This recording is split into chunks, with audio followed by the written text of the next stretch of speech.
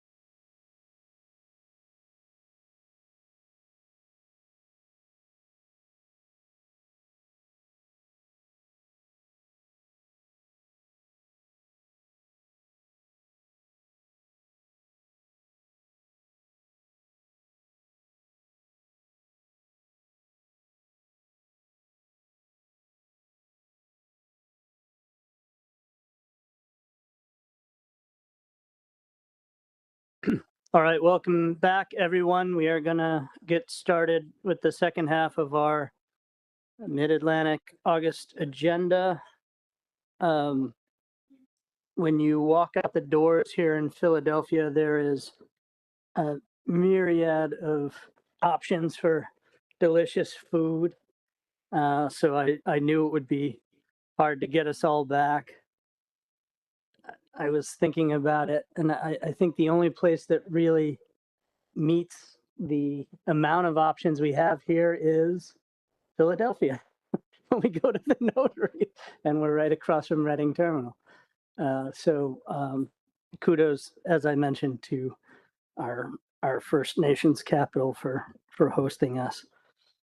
So we are going to get started. I have an at least one announcement. Let's see, and that is we weren't sure if Lori Nolan was going to be able to join us today. She is joining us virtually. She wasn't able to make it in person.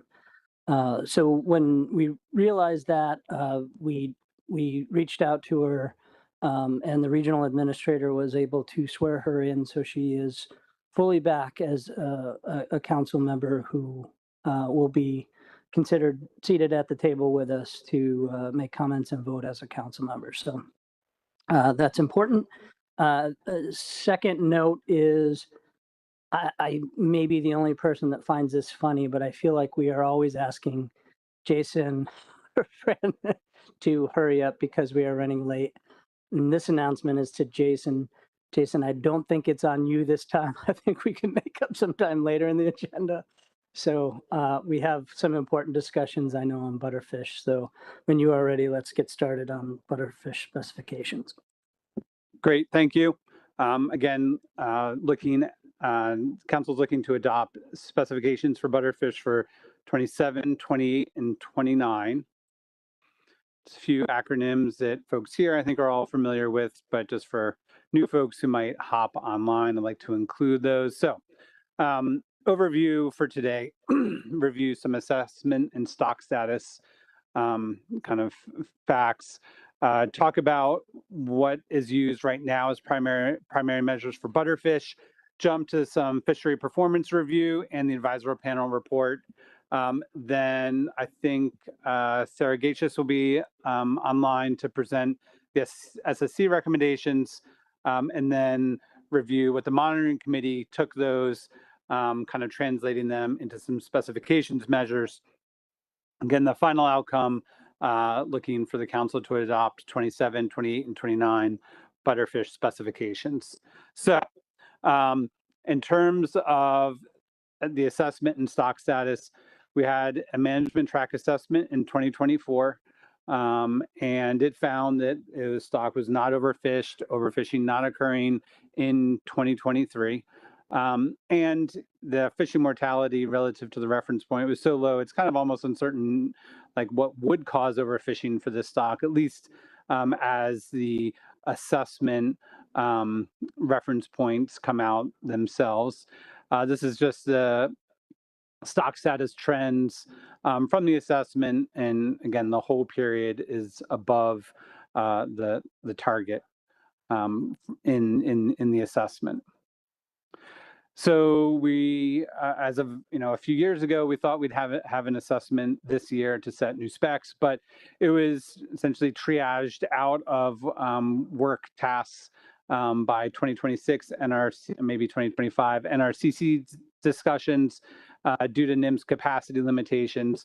So instead, we got a data update that had updates of catch data, survey data, and some updated projections.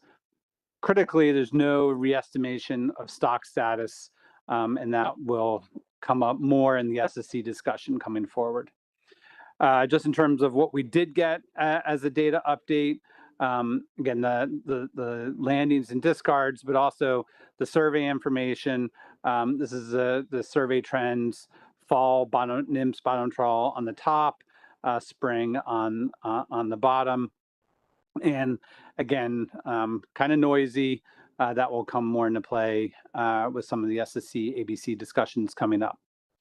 So the primary measures that are used in this fishery right now, we have limited access in the fishery. There's a larger mesh requirement triggered if those limited access vessels retain more than 5,000 pounds of butterfish. Council actually kind of set up within the last few years at request of industry some differential mesh of either square or diamond to allow some flexibility of targeting with some other commercially available gear measures. So that's in place now. There's also a substantial amount of the catches set aside to cover discards. A lot of the butterfish that are caught are discarded.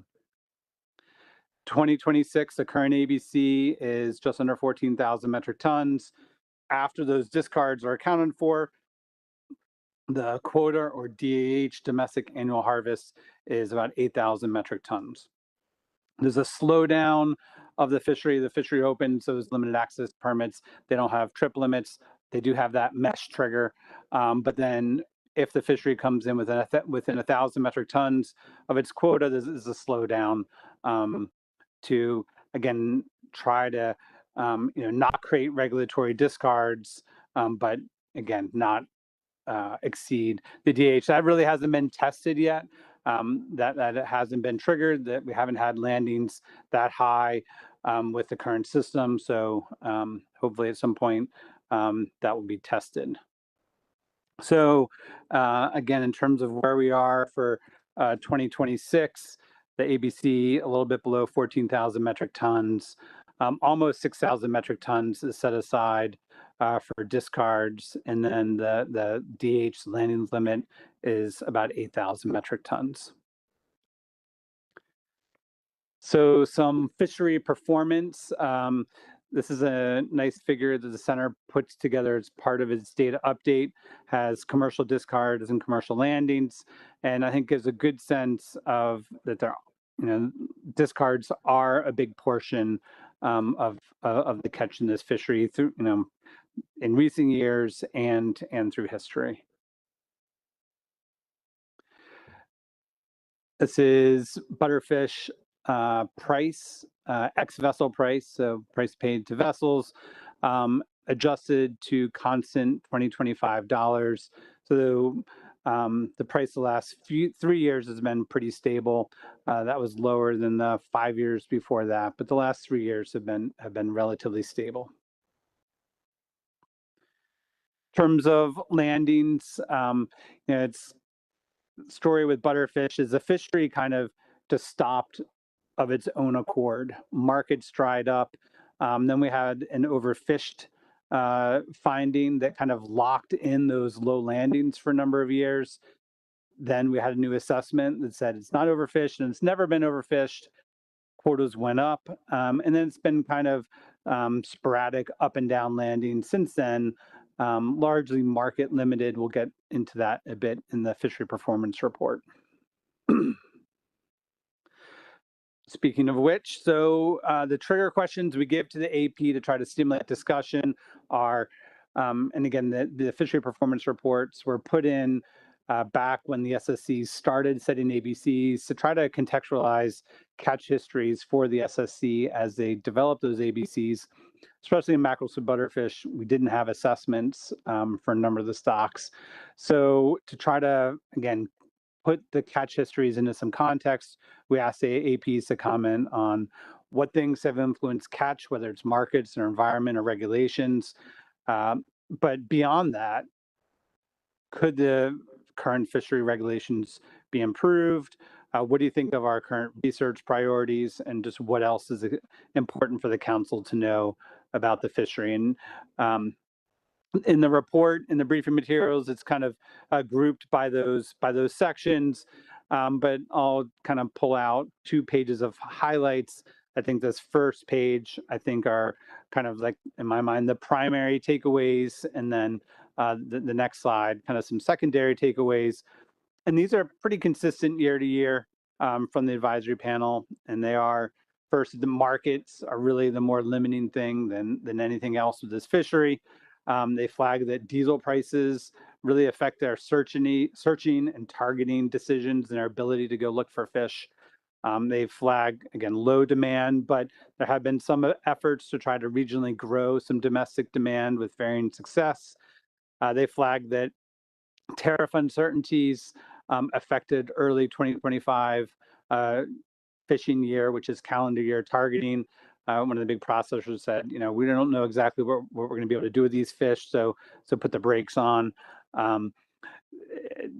The monument area has historically been an area both within the monument and beyond the monument of butterfish fishing, so that's been a limitation. It was rescinded in April, but kind of had a history of on and off applicability in recent years.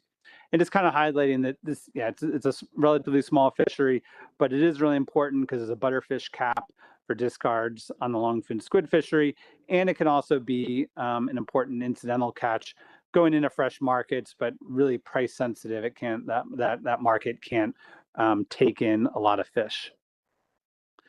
So for the kind of set of secondary things, the kind of extracting, again, highlights in the fishery performance reports, there's been some ongoing concern that the discard set-asides may be overly precautionary. This comes up every year. It's kind of a trade-off between stability of trying not to close the longfin squid fishery due to its butterfish discard set-aside, and just general stability of not exceeding the ABC ACL. It hasn't been an issue, but those high discards do minimize the chance of closing the longfin squid fishery and just maximize stability. Concern about the biomass precision of the estimates that are coming out and what that means for optimum yield and what it should be set at, which is kind of also coupled into concern about the SSC substitutes a 2/3 natural mortality fishing mortality proxy in for the assessments see fishing mortality reference point, and that's this 2/3 M is much lower than the assessment generated. There's some discussion about butterfish's ecosystem and forage role. The last assessment did a good bit of research on what might be consuming butterfish. There's doesn't seem like there's any critters that have particularly high dependence on butterfish, but if you look at its natural mortality, there are things out there must be eating a lot of butterfish, but it's been challenging to really nail down what that might be. And also input from the advisory panel that historic management actions kind of continue to affect the AP's perspective on this. And that gets back to that period when the fishery was low, declared overfish, lockdown, and then the current assessment that said it's not overfish and it was never overfished. So that kind of continues through for participants thinking on this fishery. One of the council's 2026 tasks was to think, could there be some ways adjusting the butterfish trip limits to improve quota usage with butterfish? So staff invited some AP brainstorming on this topic, but there were no AP recommendations to change the trip limits or really tweak the fishery regulations in this regard at this time. And we're going to take a quick pause here and pull up the SSC summary. Sarah, are you online and with us? Can you hear me okay? Yes. And awesome. And you'll run the slides? That works for me. Yes. Although, just there may be like a little delay, so just give the system time to catch up as you go through. Thank you. All right, great. Well, thanks so much, Jason. And hello, everyone. It's great to be here at the council meeting this afternoon. So in addition to Paul not being able to make it, Mike could not make it this afternoon. So unfortunately, you are stuck with me. My name's Sarah Gachis. I've been on the SSC for a little over a decade right now, and I'm going to try and walk you through our recommendations on butterfish. So this is the overview.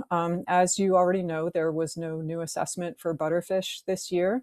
We were provided a data update and short-term catch projections. And so the bottom line is that the SSC recommends the 2026 ABC, the current ABC, as a starting point, and basing the 2027 through 2029 ABCs on that, but reducing by 2% each year since the previous ABC was approved. This is consistent with the method that you reviewed for Ocean Quahog this morning. And the 2% reduction has the exact same rationale as it did for Ocean Quahog. Simulation studies do show that over time, as you get further away from having an assessment or new input data, uncertainty increases, and there is a tendency towards decreasing yields, increasing probability of overfishing, and increasing probability of becoming overfished. And so I will walk you through the other alternatives that the SSC looked at, but this was the ultimate conclusion that the SSC came to. So that would give a 2027 ABC of 13,565 metric tons, a 2028 ABC of 13,294 metric tons, and a 2029 ABC of 13,028 metric tons. And so the SSC would also like to review interim metrics each year. That would be both catch and survey abundances, including especially the fall nymph survey that was provided in the update and the NEOMAP survey that staff was also able to obtain this year, so that we can re-examine the ABC specification and ensure that it continues to apply. So next slide, please. Okay, so the rationale, the SSC in this case, unlike for Ocean Quahog, had one additional option that we could look at. So the first option was using the current OFL estimate from the 2024 management track assessment, updated with the projections of the recent catch in 24 and 25 that were provided. The next option was continuing to use the 2026 specification and then applying the 2% adjustment, but not using the OFL or the projections. So, and then the third option was using a modified index-based method called iSlope to adjust the ABC, but not specifying an OFL. So the SSC actually, I think, went into this process wanting very much to use an index-based method to be able to adjust the current ABC with our best information that we could get from the surveys and from the data update. But in the end, Paul Rago actually did quite a lot of work on this, went into great depth looking at the different characteristics of the iSlope method and possible ways of estimating the slope and characteristics of the survey data itself. I think what it came down to here for the iSlope was that the method specifies using a single index, but the SSC pointed out that the butterfish assessment uses multiple indices, and they're all sort of combining to give us the picture of butterfish trajectories. So the single index was proving problematic. There were also concerns with both option 1 and option 3 that butterfish have a short life history, and a lot of these index-based methods were actually tested on things like groundfish with a much longer life history. And so to really give you a picture of this, butterfish, as you would note in the materials provided by Jason, have a maximum age of 6 years, but most of that population is not older than the age of 3. So the 2024 assessment had the final data year as 2023. It is now 2026, so we're still within the span of those of the majority of the population. How much we expect to still be there from when we last had data. As we go forward from 2026 to 2029, what we are no longer tracking fish with data that was in the assessment, right? I think the concern is that this is a short-lived fish. The information that we had may no longer apply. And that actually is both a concern for option 1 and option 3. So the index-based method uses a 5-year average of the surveys. And there was some question how much information the first 2 years of that window were actually giving for butterfish. There was also an incredible amount of variability in that window. So Jason showed what the surveys looked like. They're really bouncing around a lot for butterfish. And so in the end, even though I think everyone wanted to make the best use of the data that we had in the data update, it was concluded that we'd be better off going with this 2% adjustment. And again, so the scientific evidence that we then have is that we are more likely than not to be seeing decreased yield, increased probability of overfishing, and increased probability of being overfished as we get further away from the assessment. That's the rationale for applying this 2% decline each year. And the 2%, as Mike said, is based on simulation analysis for basically simulated species, but those that tracked the life history of butterfish were included in this for Mid-Atlantic analysis. So this was the best thing that we could come up with at the time, and it is a scientific basis, and it is addressing the SSC's responsibility to ensure that we're accounting for scientific uncertainty in our ABC specifications. So that's the rationale for where this came from. Next slide, please. And I think, again, as with ocean quahog, the main source of uncertainty that the SSC faced was the absence of an updated stock assessment. It's incredibly important, especially for a short-lived species, to be able to understand the latest information on the stock, and the stock conditions can change very rapidly. So this obviously is highlighted as a major source of uncertainty for butterfish. There's also plenty of notes on the previous assessment that were mentioned before, so I won't go through them all in detail, but missing surveys was one of them. So I think the SSC would also support continuing surveys for butterfish and obviously all the other species under management. But that's less of a concern here because this survey information is from the Northeast Fisheries Science Center bottom trawl survey, as well as many other surveys. So maintaining those surveys is important. And then there's quite a few other things here, including the proxy that was mentioned. I think the SSC would like to re-examine that as well, or see that re-examined as part of an updated stock assessment. So next slide, please. And then the research recommendations from the SSC, again, highlight the importance of a consistent and regular survey for the species. And there's a lot of other ones there, but they do address some of the concerns also raised by the AP, including investigating sources of predation, mortality, as well as survey catchability, and also being able to continue to think about the role of temperature affecting the distribution and its availability to survey gear. And there's a lot of other kind of more detailed suggestions there for the stock assessment. So I only have one more slide. I'll go to that one. but it does address, in discussing this and in discussing trying to apply the iSlope method for butterfish, the SSC came to several recommendations for further simulation testing. And this is what Mike mentioned also this morning. We too would like to improve on this method. We are basically outside the realm of what our ABC control rule was designed for when we don't have the assessment frequency that it was designed for. And so being able to investigate other ways to include information is very important to the SSC. So I think we'd like to look at including multiple survey indices, including how do you decide which one to include, how long of a time frame should be used to estimate the slope, the methods used to estimate the slope, and the other parameters in the control rule. So if we can get at a more consistent way to apply a simple empirical method like iSlope and really simulation test that, I think that is what the SSC would really like to try to work towards. It's just that having the time and resources also on the SSC side to be able to do this can also be a challenge. So we look forward to continuing to work with the council on improving these methods. And that's what I've got. Thanks, Jason.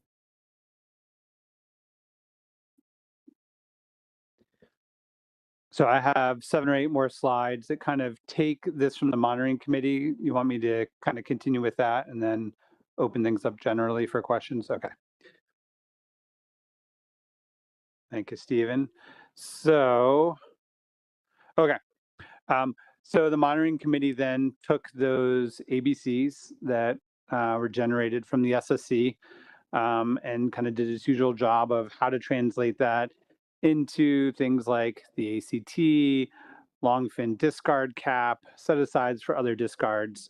We pretty much didn't change a whole lot in the recommendations here, except when we added a few more years of discards and also looked at more of the discards than previous appeared to be in the cap, that shrunk the other discard amount.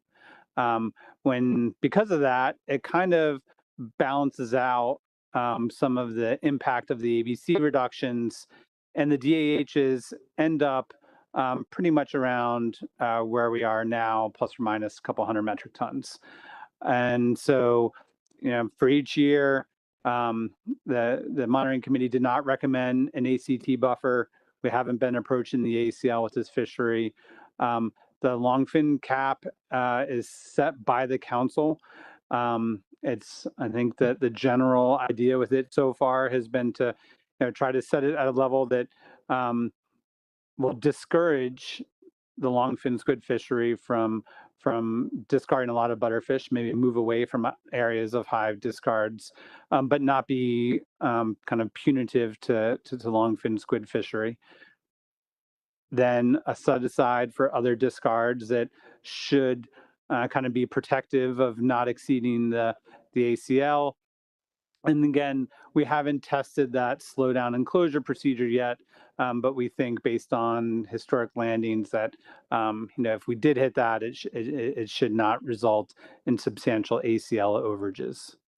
But I'll kind of flag that longfin discard cap really is kind of a policy call by the council of trading off butterfish's value either on the dock or potentially as discards to facilitate the longfin squid fishery. And so I think I touched on this first bullet, and that has pretty much operated okay so far. But we did discuss on the monitoring committee call that cap can constrain the longfin squid fishery if discard rates are high. And like what happens if longfin squid quota changes? We've got an assessment right now, could have longfin squid quota changes for next year, depending on, we have a pretty, I think, good review of the research track. That'll get kicked to a management track. You'll have updated advice for longfin squid in December. And right now in trimester 2 for longfin, we've actually used up kind of a surprisingly high amount of the butterfish discard cap. This is the butterfish discard cap updated last Thursday, probably. And you can see like 4 or 5 weeks ago, there's a bit of an inflection point, and that's because of this is longfin squid quota usage really dropped off about that same time. If longfin squid had kept up at even at a reasonable clip of landings, I think it's quite possible we would have had a shutdown of the longfin squid fishery due to the butterfish cap. So we're been working with Garfo to figure out like exactly what's been going on with this in terms of how many observer trips, what's the data flow from the observer program been like. Don't quite have a full handle on why this discard rate has been as high this year as it is. And also, like, why did it not totally, when you can see like longfin squid the last 4 or 5 weeks has been almost totally flat, but the butterfish cap has still been trickling up. So anyway, we're kind of like investigating what's going on with this. Given the slowness of the longfin squid fishery, there's only a few more weeks of trimester 2 here.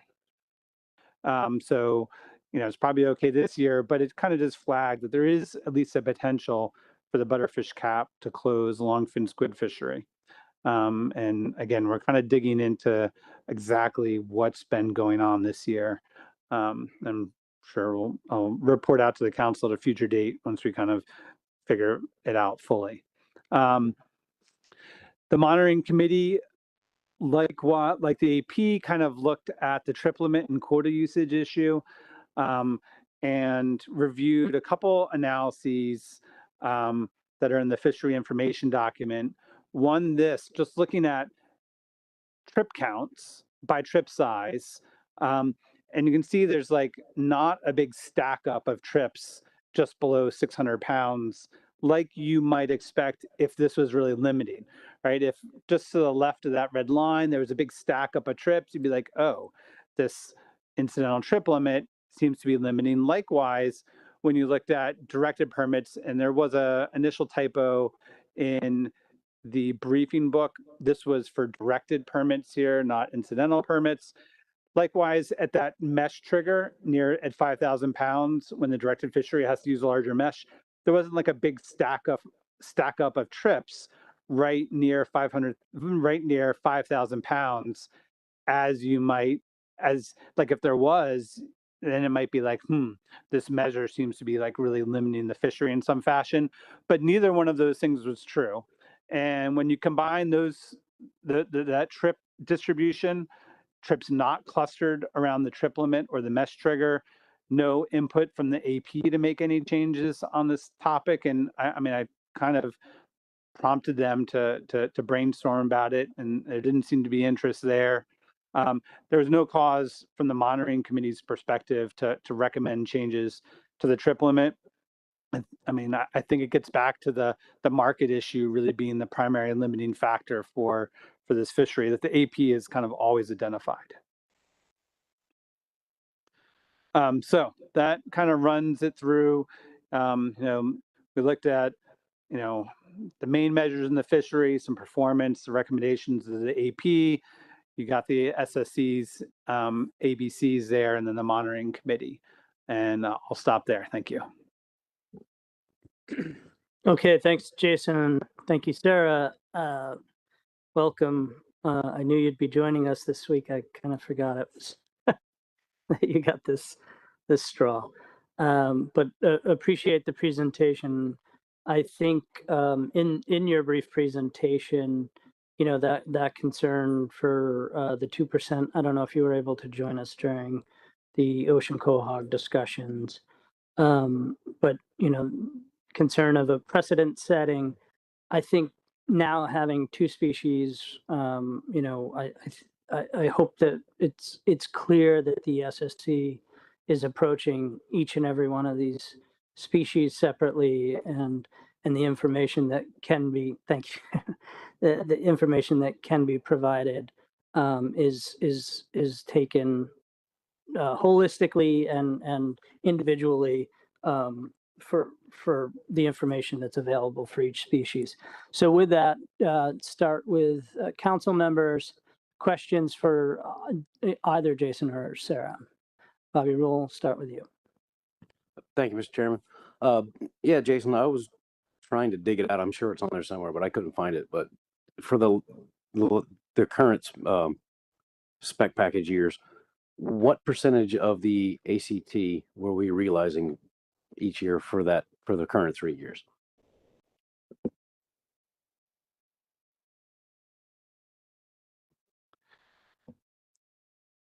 So total catch, so I'm just looking back at this from the center, has been total catch around 4,500 to 5,000 metric tons. And the ABC is around 14,000 metric tons. So just double check that, first pulling it from memory. Yeah, so the ABC is 14,000. So, less than half. All right. So that being the case, I mean, I understand that's the ABC, but we're still under the AC. We're still under harvesting. I mean, there's fish left on the table. To me, I understand the dynamics of the directed fishery in itself very well, but to get to the issue of the butterfish cap with the loligo, knowing that we're underperforming and under harvesting and leaving fish on the table, would it be pertinent to, even with a 2% decrease over the next set of years for specifications, to leave the cap as it is, even though that would be negating the 2% reduction, but or possibly increasing the cap, knowing that at the end of the day we're still we're still coming in short. I don't see any time. I actually don't think in the next 3 years you're going to see us utilize the entirety of this butterfish quota, just knowing the issues that the market face. But I don't want the cap to become a hindrance in the loligo fishery, which is, a lot of people are very reliant on that fishery, and it could be data, a data error or it could be, with just higher interactions and higher discards. But the cap, I understand the purpose of the cap, but a removal is a removal. I mean, I don't like fish being wasted, but if there's a little bit of room, if there's wiggle room, because we're still leaving fish on the table, then maybe we should reevaluate the cap itself. That's just my take on it. Thank you. Yeah, there's no suggestion to lower the cap, and I think, it seems like it's within the council's policy prerogative that if it thinks there may be more value of minimizing the chance of a longfin squid closure, there's a bit of a trade-off there. But yeah, you're right. We haven't been coming anywhere near the landings quota, and longfin squid fishery is pretty valuable. So yeah, there's no suggestion to reduce that cap. And yeah, I think the council could potentially consider increasing it if it wanted to. And then again, it really hasn't been a huge issue other than, in past years, there's a question of why are we setting so much aside for discards? And it's mostly don't unnecessarily disrupt longfin and just general stability of the specifications. But we hadn't really been testing that cap. In my preliminary sense there's I've, again, had some preliminary discussions with Garfo. There's less observer data that's being incorporated into the cap calculations right now than in previous years. And I'm not quite sure why that is. And that's kind of part of what we're trying to investigate. Follow up, Bobby. Yeah, and I apologize. I should have, for clarification, I was kind of thinking that I got ahead of myself. Depending on the outcome of the Loligo peer review, if there is the possibility of an increase in Lalago is where I was coming from. So if we actually do see an increase in Lalago based on the assessment, we need to have the ability to kind of compensate with the butterfish to be able to, you know, prosecute that fishery. That was my train of thought. I just forgot to tell you what station I was at. Jason.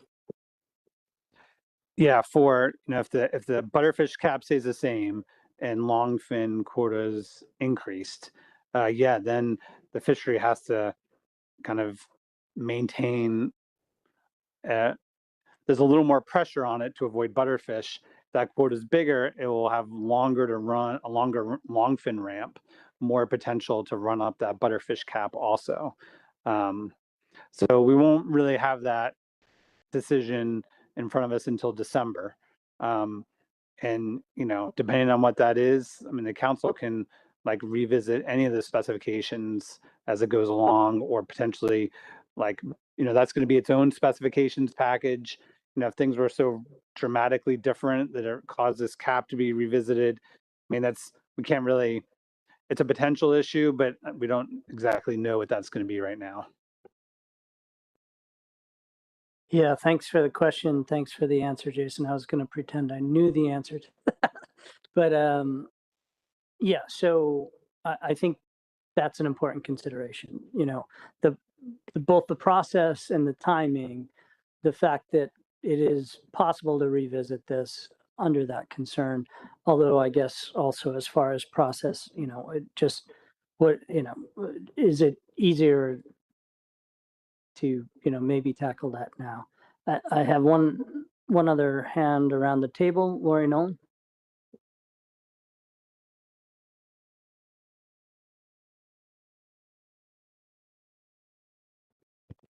Lori, if you're speaking, we can't hear you.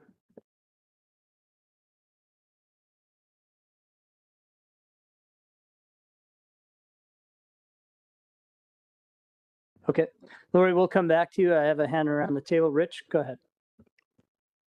Thank you, Mr. Chair. And again, I hate to gum up the works here, but I mean, this is a larger issue than just a minor reduction to butterfish like we alluded to earlier.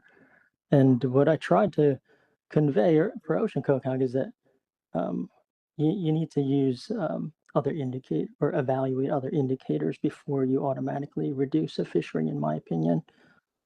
Just because the stock hasn't been assessed is, again, we need to look at other indicators before we take an automatic reduction, such as survey and fishery CPUEs, life history, and even the length of the non-assessment period. I mean, those are important factors before we create a blanket policy like it looks like we're leading towards. Because eventually, you know, if we do a blanket policy like this, if a stock hasn't been assessed, just based purely on having not been assessed, then we will eventually come to a situation where stock is actually increasing and we're still taking a 2% reduction. That will eventually happen. And I completely understand and appreciate the SSC's intent here. I mean, that we should, you know, understand, try to deal with uncertainty. But like I said, it would be nice to have to not use a blanket policy and use the judgment of the council to make this decision on a stock by stock basis, or include other indicators in this blanket policy. So for butterfish, I commend the butterfish process here because they did try to use, they did look at a survey index, but they haven't discussed with the council what they've seen in the past 4 years since the last assessment. What is going on with that butterfish index? Why wasn't the ice slope used? What was the slope?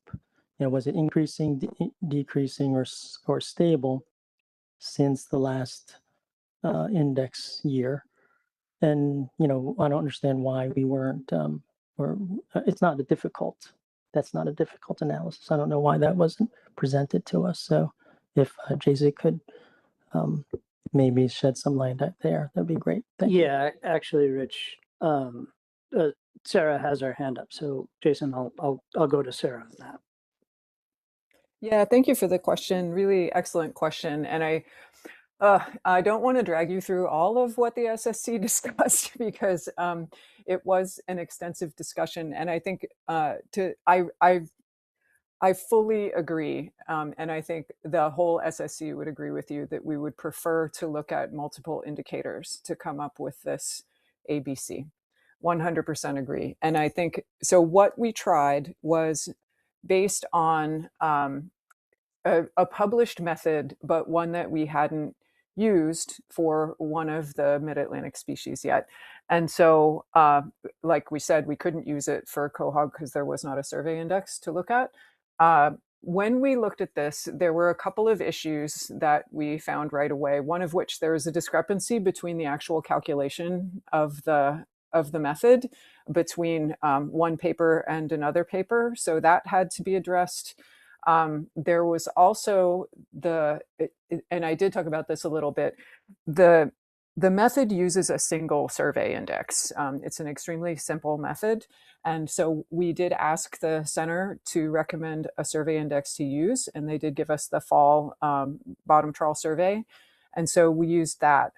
However, it also uses a 5-year average of that survey. So I think Jason might have a slide that actually has the survey in it. And if you wouldn't mind going back to that, we can show you this is what we used or what we tried to use. So yeah, that was it right there. So it's the top plot that you can see. That's the fall Northeast Fisheries Science Center bottom trawl survey. And the most recent 5 years there, everything past the gap in 2020. And of course, that gap is the COVID year where there weren't any surveys done. So that would be the 5 years that you would use in this index. There's a bunch of issues with calculating the slope that have to do with whether it's significant or not. There's multiple methods to calculate a slope. There's the SSC, as you might imagine, got into quite a bit of detail on the methodology. And it's intended to be a very simple method, but it turns out to be fairly complicated to implement because there are choices with how you calculate the slope. So you can see just from your eye that we had a very high survey index in 2022. And then it dropped in 2023. 2023 was the last year that was included in the management track assessment from 2024. So that assessment included data up to 23. And then the last 2 years, 24, 25, they've just bumped up a little bit from 23, but they're pretty steady. So the method calls for 5 years. That 5 years would give you a declining slope. But one that isn't necessarily significant because there's quite a bit of uncertainty, as you can see, especially in that 2022 data point. So there's a lot under the data points. Paul went so far as to look at like temperature differences between the years and things like that. That would affect, I think, the availability of butterfish to the survey. The method can't really deal with that the way that we were trying to apply it because, like I said, it's extremely simple. So I think we looked at a couple of other indices, including NEOMAP. NEOMAP was giving a little bit of a different trend. The spring surveys you can see there is giving a bit of a different trend, but it's missing 2023 because of a gap in the survey. And I think, Jason wrote it really well in the briefing book. It's basically like it's bouncing around a lot and it's difficult to discern any significant trend here. Aside from the one that looked like it was negative, that I think people were hesitant to put a lot of faith in that, given the uncertainty in that 2022 data point. So yeah, I apologize for not walking you through this, but this was the data that we had. And I think ultimately, especially in discussing that, the method calls for 5 years. It hasn't been tested at a different interval. It hasn't been tested for multiple surveys. We weren't prepared to run those numbers right at the table for for fear of making a situation even more complicated, and did not have the time to test it in real time. And so I think that is why we fell back on what we did. However, like I said, we have a set of research recommendations for improving on this method. And I think there's very much of a desire on the part of the SSC to use something other than a 2% decline over time. It's just, that is, I think, the only option we had on the notice that we had here. So I hope that helps. Thanks. Okay, thanks. Yeah, and I spent a lot of time on the mic, so I try to avoid rhetorical questions, but how bad does that suck? I mean, I really feel like the SSC was in the worst possible situation here to provide advice, and I think it's been said before. Well, Mike said it earlier. Like we saw a lot of this coming, unfortunately, and so I so much appreciate all the work that was done in this. And Sarah, I don't want to mischaracterize, but I think you are one of the group that really has been promoting to push away a lot of the frills. To kind of start with, in the face of this lack of information, starting at a very basic level. And I appreciate that. I'm going to go to the RA, and then Lori, we're going to try you again after Mike. So go ahead, Mike. Yeah, thanks again, Mr. Chairman. And just sort of following on from Rich's comment, I think her question, first off, let me just say, I mean, the SSC, we all acknowledge, has a very challenging task when asked to develop catch advice, particularly in circumstances like this when there's data or assessment information is lacking or outdated. It's not an easy job, and they're trying to do the best that they can to serve the council. But also, it's really important. And the reason this is really critical is that under the Magnuson-Stevens Act, the council is bound by the advice of the SSC. And so if the SSC gives the council something that it has a hard time understanding or swallowing or accepting, it doesn't really matter. Yet the council is bound by that advice. It cannot exceed the catch advice of the SSC. But where I think this issue around the 2% approach comes into play is not to necessarily debate with the SSC why they made that decision or what the basis for that is, but it's really a question for the council of, is that what you want the SSC to do in these circumstances? Do you want the SSC to apply a 2% or some other percentage automatic reduction year by year for any stock that is missing survey data or hasn't been assessed recently, regardless of, as Rich said, the other signals? If Jason could go to slide 5, and you look at, that's the stock status. The terminal year of the stock status is on the incline. Now, yeah, we're missing survey data, and the survey data is kind of all over the place. But that upper dotted line, that even the gray shades on the uncertainty error bars around the biomass estimates, they're barely touching the biomass target, much less, the overfish threshold. So it's really a question, this 2% question is really not, again, it's not something that we need to debate with the SSC. It's really a question for the council. Is this the approach you want the SSC to take when they give you stock advice? The council's purview is to direct the SSC and give them terms of reference so they know how to respond in these circumstances. And again, just as an alternative way to think about something like this, the council could say to the SSC, in circumstances like this, we would ask you to give us, if you don't have a scientific basis to make a change to the ABC, we leave it status quo, but express your concerns about the risks associated with the uncertainty that you're seeing with the lack of data. So there are ways for the SSC to advise the council about the risks associated with the uncertainties, but leave it to the council to make the policy choice about whether and how it wants to act on that uncertainty by reducing the ACL, reducing the ACT, or some other approach in recognition of the unique circumstances that each fishery is facing. And so when I have when I expressed earlier with cohogs and again with butterfish, when I express concerns, it's stemming from the fact that the council being bound by the SSC advice is really constraining the opportunity for the public process to engage with the council on these policy choices. Because ultimately it's a policy choice of how we deal with uncertainty. And so, I would just urge the council to think long and hard about what information you would like and what advice you would like to get from the SSC so that they know how to respond in a way that doesn't, cause circumstances like this where we're debating around the table what the mean of what we mean by the 2% reduction. So again, I know in this particular case, as with this morning with cohogs, there's not a whole lot that the council can do. It has advice from the SSC. That ultimately is going to drive what we see as a motion. But again, just expressing concern about this approach and the scientific basis. I know, the SSC members have said there is a scientific basis for it.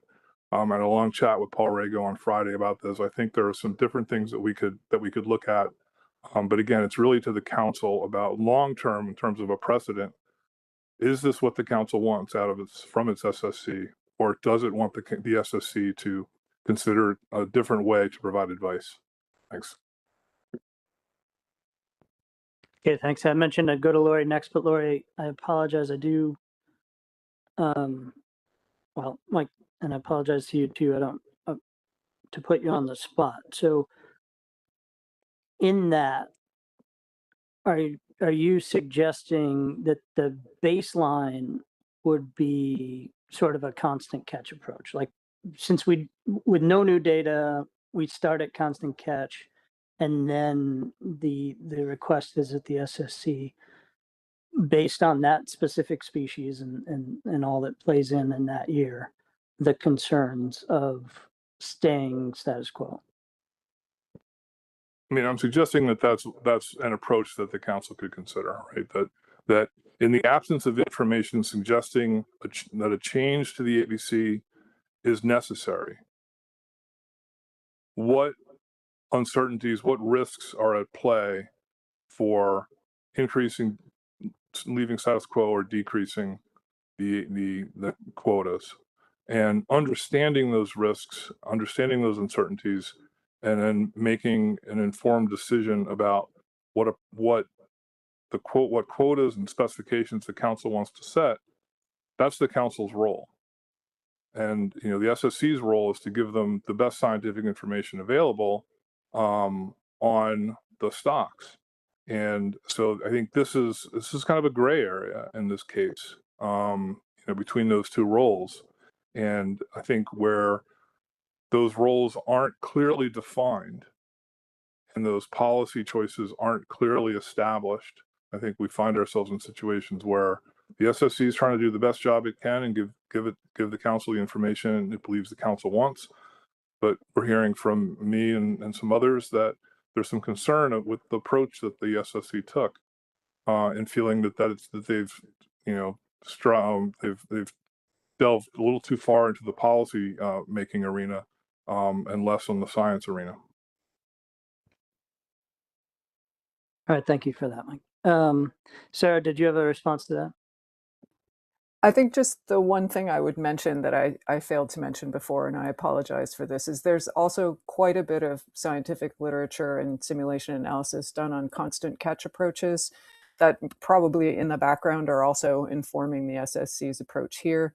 And that's that the constant catch approach tends to perform more poorly, especially without information. So it's kind of the flip side of the rationale that we used, the scientific basis for the 2% reduction. Yeah, but I'm certain that the SSC would welcome looking into multiple different types of approaches to these information poor decisions. Thanks very much. Yes, thank you. Appreciate that. I think it has been fairly well expressed by the SSC. I think, you know, the RA's comments go to requirements in MSA and what this council could potentially get locked into. Lori, we're going to try again. Hopefully we can hear you. Go ahead, Lori. All right, you hear me now? Yeah, you sound good. Thanks. Okay, thanks. Wow, so much information. It's crazy. But we are talking about butterfish, so I'll go back there for a minute and say, just that I agree with, you know, Bobby Rule's comments totally, and the direction he was trying to take us, and those were all my little scribble notes. So I'm on the same page as him. You know, we've talked about the fact that it's disturbing that the discards continue to rise in the tracking, in the quota tracking on butterfish, while loligo landings are stagnant. So I'm glad to hear we're gonna do some digging there and try to find out what's going on, where this disconnect is coming from, because that makes no sense. And you know, if going forward, as we're fearing, if the loligo quota is increasing going forward, perhaps, hopefully, maybe, if there could be a mechanism that we had in place that would raise the cap proportionately as loligo gets quota increases, that could be some kind of safety not to shut the loligo fishery down. It's like scup, you know, if the overall quota is not caught, why does winter one have to pay back, kind of thing that we're going to talk about going down the road here. You know, if the overall butterfish quota is not even coming close to being achieved, why can't some of those fish be, you know, transferred over to the butterfish cap? Seems crazy that we couldn't do something like that to ensure the loligo fishery get to continue in a given fishing year. So I guess I have a question, and that is, like, today, setting the specifications, not being positive of a longfin increase, but hopeful of one, and the fact that the directed fishery is not operating for multiple reasons, could we offer a change today to the amount set aside for the longfin discard cap, to possibly help out the longfin fishery in these coming years that were set in specifications for 27, 28, 29? Can we today change that number? Thank you. Yeah, thanks. I think I'll turn that over to Jason, Lori, but before I do, just a clarification. So you have the question of, can we do something today? But I think one of your other questions might have been, and this is what I'll look to you for clarification on, is the idea that can we create a percentage that the cap is kind of tied to the rise and fall of loligo? Yes, that would be correct also. I just don't know that we can do that in a spec package, but maybe going forward in a framework or something. I'll look to Jason. Yeah, I think something hardwired like that would probably be a framework type action, since it would be not novel, but a little different. In terms of the end of year, in November, the RA can actually transfer landings into the cap or cap into landings as they deem most optimal for continued operation of either of the fisheries. They may say like on or about November 15th or something like that. So they actually do have some flexibility in the last couple months of the year to kind of optimize and balance based on landings trends. That does not exist like in trimester 2. And again, I think implementing something like that would probably be something, best tasked as a separate, it would need a bit of development. So anyway, there is some balancing that can occur currently. I think hardwiring some kind of change would probably be its own framework, but I think the council could probably just, if as it looks at is the butterfish cap a butterfish specification or a longfin specification? They're kind of interrelated. So if things really change in December, I think you could probably just specify something then if things were radically different and needed to be addressed, is my current thinking. Okay, thank you. So that was actually 3 things then, right, Jason? 1, the flexibility of what already exists for the RA.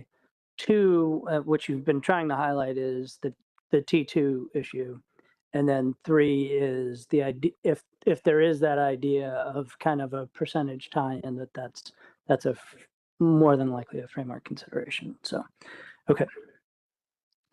Lori, did you have a follow-up? I just saw your hand come up, and then I'll go to Mike. Yeah, I do. So I'm just wondering if today, could we increase the long fin discard cap number if we wanted to? Because as we just said, T2, you can't do anything for them. This is an adjustment the regional administrator can do come November. But if the overall number were higher now, then the allocation to T2 would be higher today also.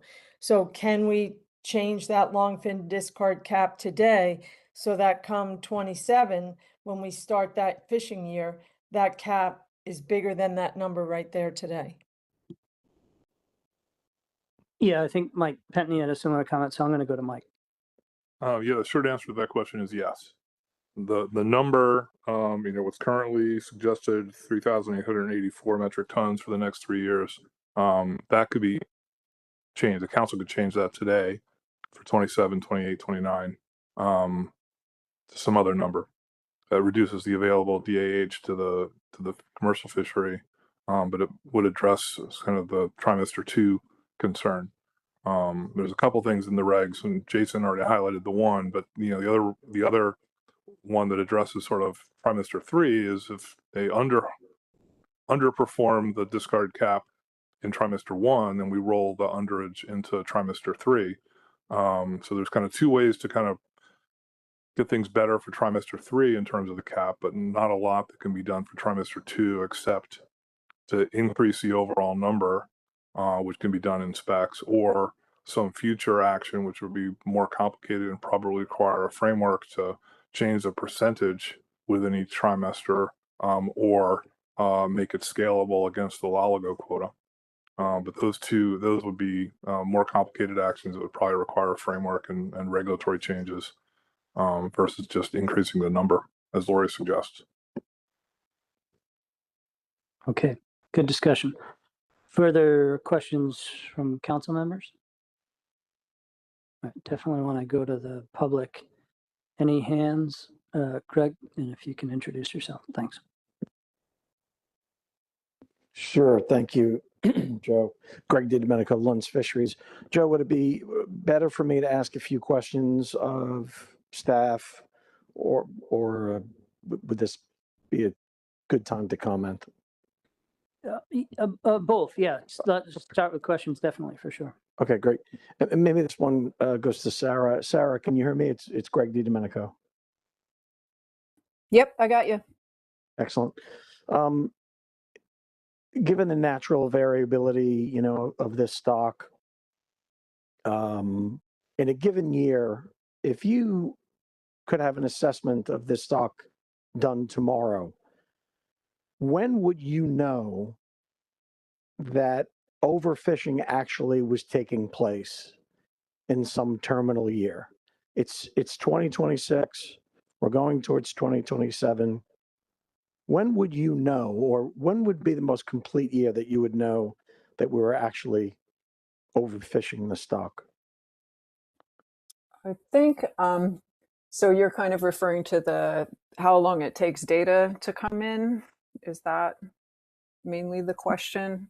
Because my understanding is usually it's we're about a year behind on catch. So you saw the most recent update included catch through 2025. So if an assessment were done this year, it would include catch through 2025. The terminal year of the assessment would be 2025, I think, usually. And so that, you would know a year later, I guess. Is that sort of your question?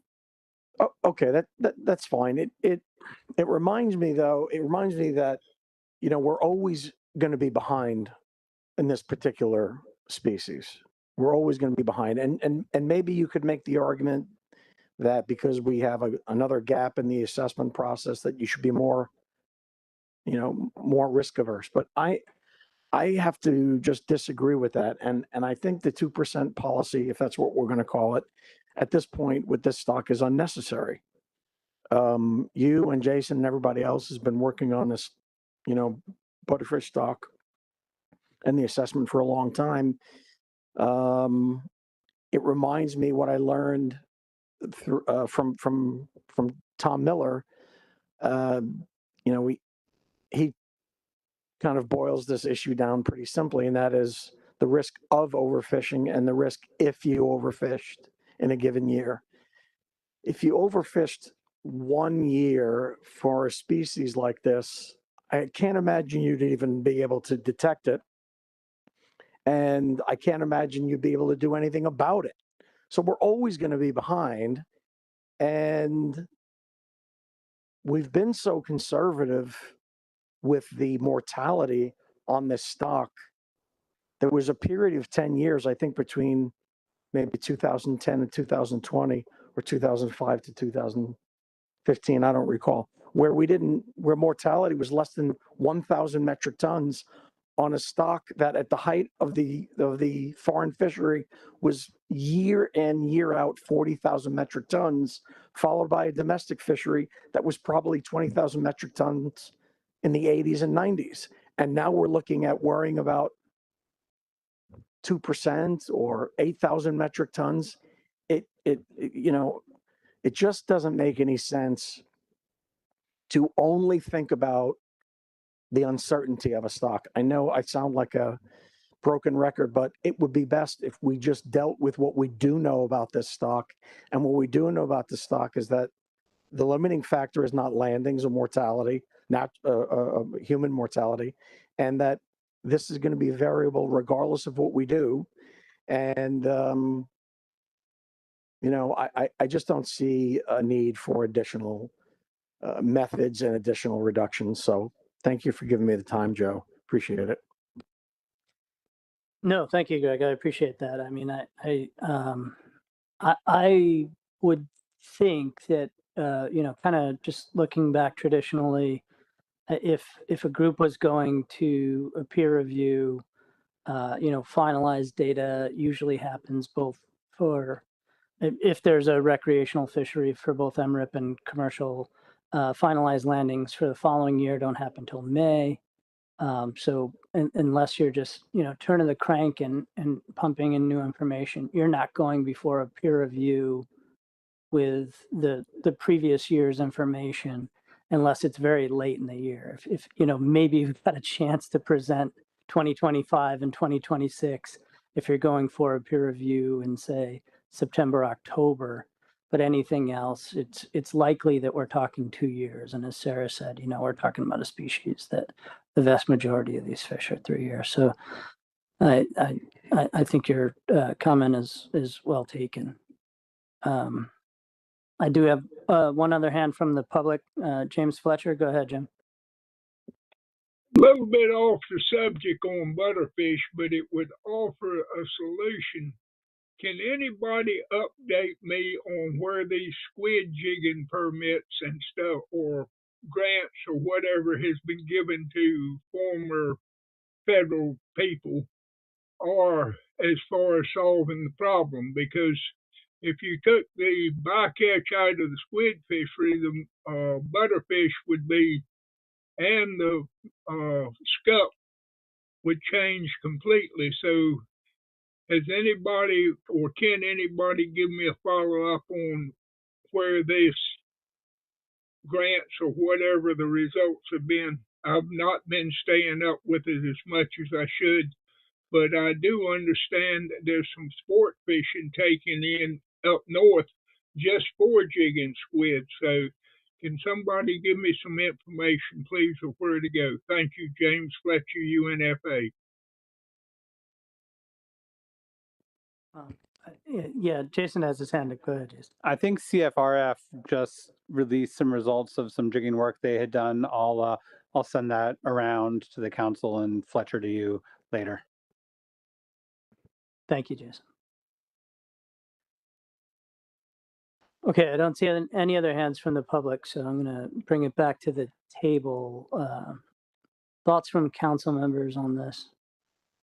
It's, there's a reason why we gave ourselves a lot of time on this one. Bobby? Thank you, Mr. Chair. Well, we've had a fairly good, pretty robust discussion here, but I do agree with Ms. Nolan, and I would love to pick a new number, but I don't know what number to pick. And I'd hate to just throw something out there just because we have the option to do so. But also knowing that there is mechanisms besides aside from having a framework or something a little bit more in depth. And also we're tying it to a probability that may happen. I mean, we may have an increase in a while ago. We may not. So I don't want to preemptively throw out a number to increase the cap and then it be for naught. And I really don't want to waste everybody's time. So I was very glad to hear that we do have the option to change that number today if we wanted to, but I just don't know what to change it to. So that being said, if need be, I can make a motion to move this forward. Yeah, thanks. I'm 100% in the same boat with you there.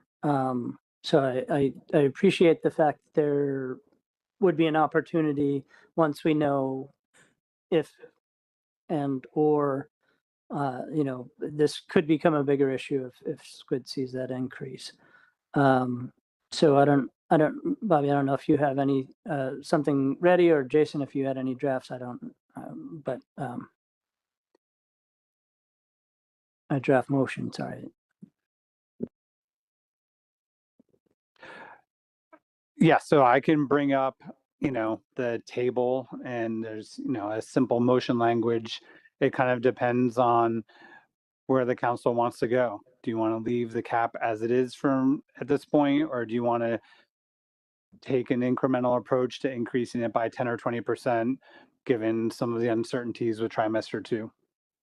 And so depending on what you want to do, you can make a motion status quo cap or 10 or 20% increase. Is kind of an incremental approach. It's kind of up to you what you want to do.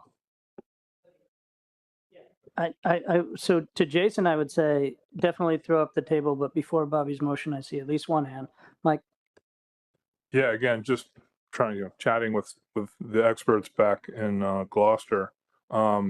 It looks like we have in-season authority to change the butterfish specs.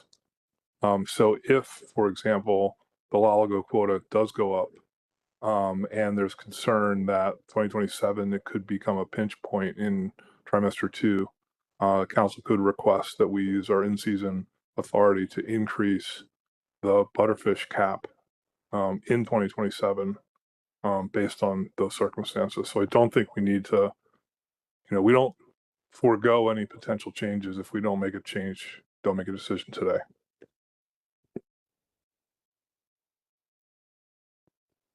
Good to get some good news. Great, thank you. I also see Lori. Do you have your hand back up? I do. I was going to say something, but now based on what Mike said, I'm not going to say what I was going to say. I'll say, Mike, will you guys be able to do that quickly enough that fishery, that trimester 2 would be able to stay open? That could happen quick? Sorry. Yeah, I don't know really what quick means anymore. I would think that once we know what when will we be setting the loligo specs, Jason? December. I think if we are increasing the loligo quota in December, And I think that might be a good time to analyze whether or not the butterfish cap should increase. And then we should be able to get that in place by trimester 2 of 2027. I would think that that's not unreasonable timing. If we wait until the trimester 2 fishery is started and we start to see a problem, that's probably going to be too late. All right. So to that, I would say, Bobby, I don't think it's with that on the record. I don't think that needs to be part of a motion. That is something that post December we can start considering. So we do have a draft motion if you're interested. Yeah, I can read that into the record. I move that the council adopt the 2027 through 2029 butterfish specs as shown in the table that result in the quota of 8,268 metric ton in 2027, 7,997 metric ton in 2028, and 7,731 metric ton in 2029. Great. Thank you. Second, Greg Hewitt.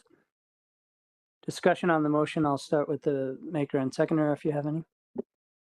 No, I think we've discussed this fairly well, and then not really a whole lot to add till December, I guess. Okay. Thank you, Greg. No, I agree with Bobby there, and thanks, Mike, for clarifying that. Appreciate it. Agreed. Yep. Okay. Further discussion around the table? Mike Louisi. Yeah, thank you, Mr. Chairman. I just want to go on the record to say that I think this conversation today was really good. It was a really good conversation, and I'm certainly supportive of the motion. But we learned some things, and I think we had our memories refreshed as to where this council plays a role in the work with the SSC. You know, I certainly share the concerns that Rich brought up at the beginning. You know, setting a precedent, establishing a policy. And as I've listened to the comments, particularly from Mike from the region, I don't see this this is not a policy. We haven't approved a policy to allow for or to establish a precedent for 2% each and every time we get another year away from a particular terminal year of an assessment. I think what we're doing today is we're accepting a tool that was one of a number of tools that could have been used, and we're saying that in the lack of all that there could have been, this is the best thing that we've got for now. And this was the SSC's application of scientific uncertainty when other information just wasn't available. And so I see it that way. I will say it's a lot nicer to have these types of conversations, Mr. Chairman, from the side of the table rather than the top of the table. And so I know the struggles trying to find the ways through this, but I think this conversation today just opened the door for work that we can do to help provide that guidance back to the SSC. And that's the one thing that I took from this that I think is the most important thing for all of us. Let's use our collective understanding and knowledge to provide guidance back to the SSC on how they can consider things moving forward. I think this was ultimately a success, although not everybody here might believe it to be that way. And I'll support this motion, and thanks for the discussion. Thank you. Yeah, thanks. No, very much appreciated, Mike. And I agree. And I think, I personally was thinking, I hope to have some discussions with Paul and Brandon about this. And I was doing that for my personal edification, but certainly willing to make the offer to be the conduit to do that on behalf of the council to the SSC as well. So, as we move forward, and one of the other things that we've talked about in the past is having the SSC come to a meeting. This maybe more than anything else, maybe a good reason to do that in the future too. So that's something we could talk about. But I appreciate those comments. So further discussion on the motion, Mike Pentney. Yeah, just flagging. I mean, I've already said my piece on the concerns related to the 2% and whether that should be prerogative of the council rather than the SSC. But I'm going to be abstaining on the motion. I recognize the council doesn't really have any flexibility here, as I noted, but the agency does. The agency is not bound by the SSC's ABC recommendation, but the agency also has to make the determination that it is based on the best scientific information available. So because we have not made those determinations yet, I'll be abstaining on this motion.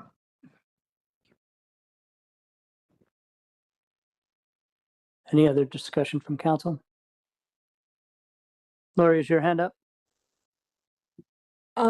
Yes, it is, Mr. Chairman.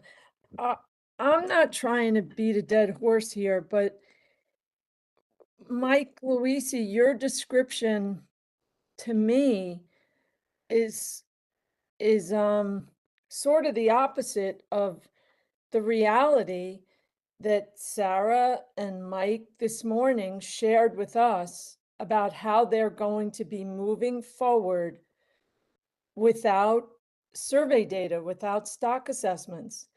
They're telling us, unless I'm hearing wrong or misunderstanding, I feel like we've been told that due to the lack of data that they need, their procedure now is going to be to look at things, but we can expect a 2% reduction on our stock advice coming out of the SSC every year until we get back on track with surveys and stock assessments.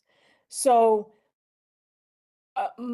I see this as it's a policy. It's a program. It's the new program.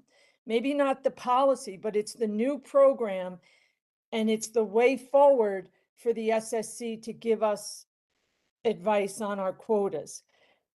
To me, what Mike Pentney is saying is the council still has the ability to say to the SSC, okay, we see where you're going. We appreciate your efforts and your thoughts, but we disagree. But that conversation to me needs to be had, or as we go through this process, every single stock that the MIT is managing is going to have a 2% reduction on it if it's behind schedule on a stock assessment and a survey. And those are two different scenarios completely.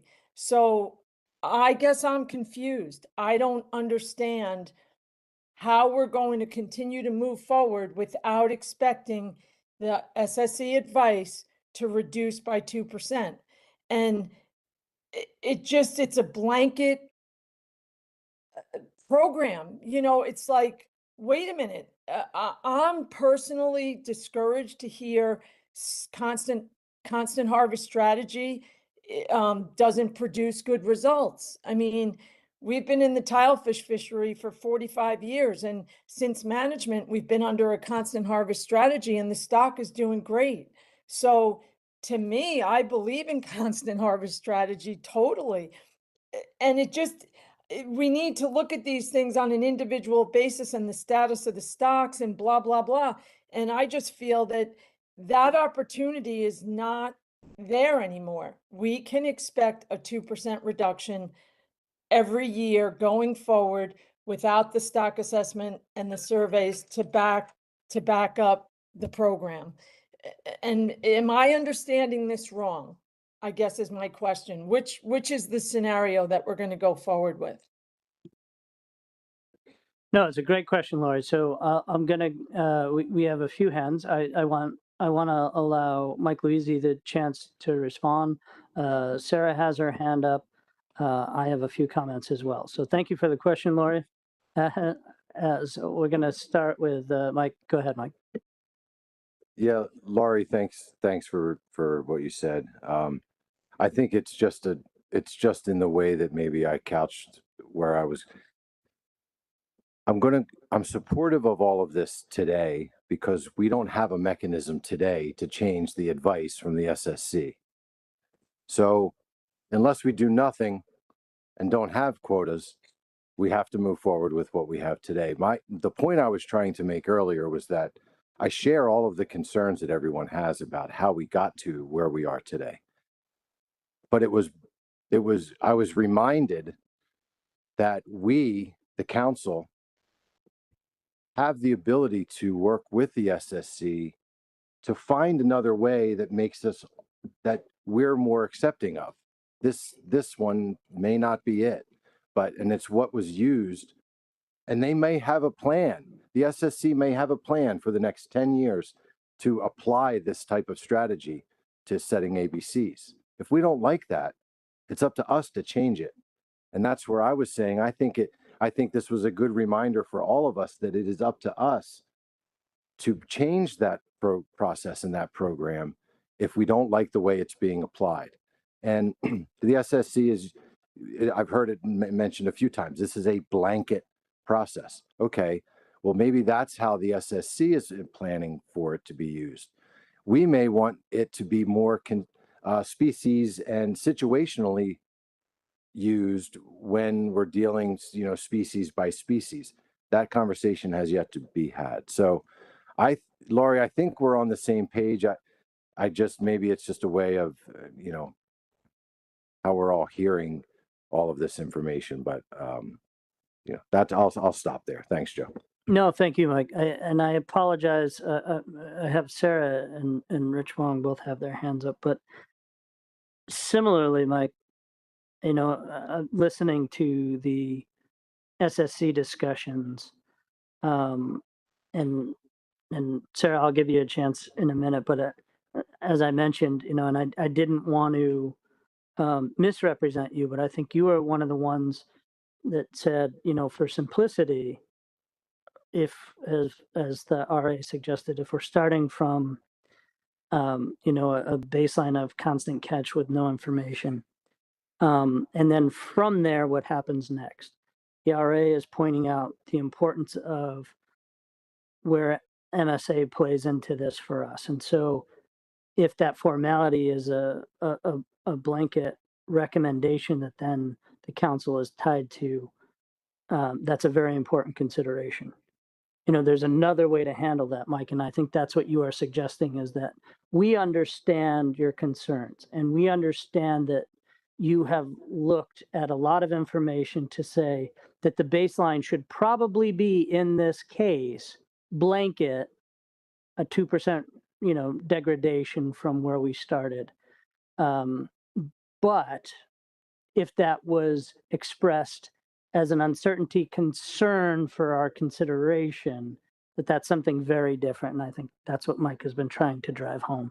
And so, Lori, you are absolutely right in your question, and where does that fall? And I think Mike Louise and I are saying that, maybe the next step in the conversation needs to be, to the SSC, we understand where you're starting from, but can that conversation happen these are our concerns. We just want to present them to you.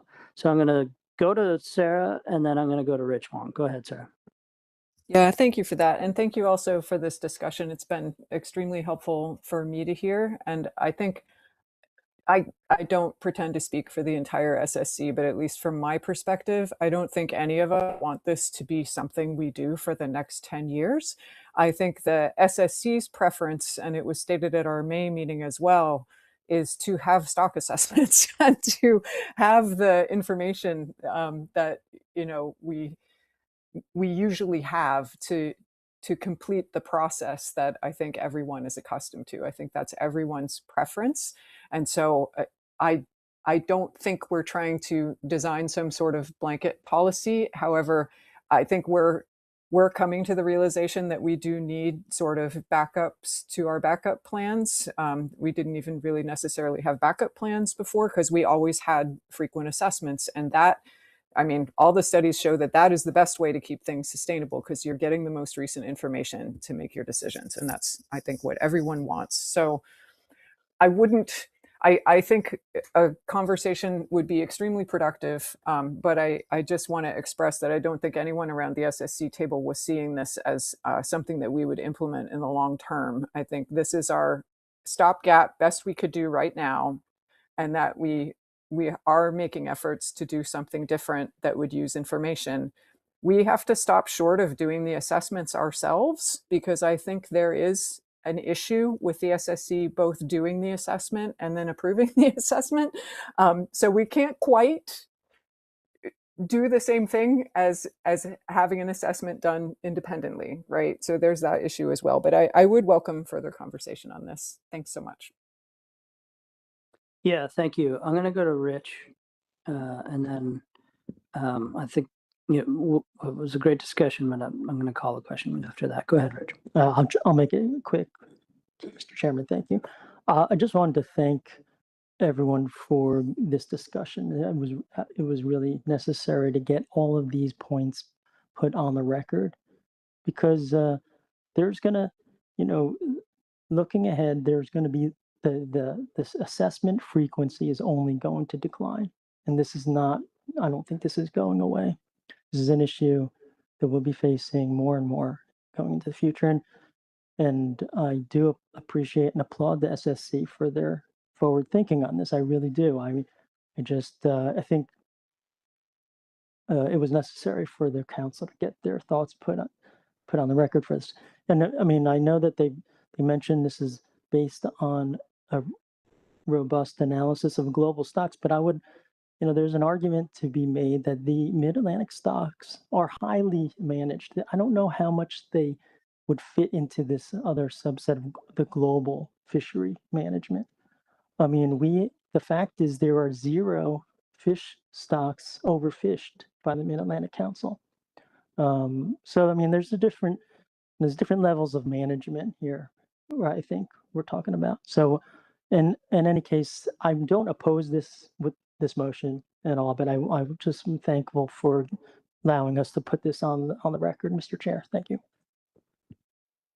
Okay, thanks, Rich. Any further discussion? Great. I'm going to call the question. Is there any objection to the motion?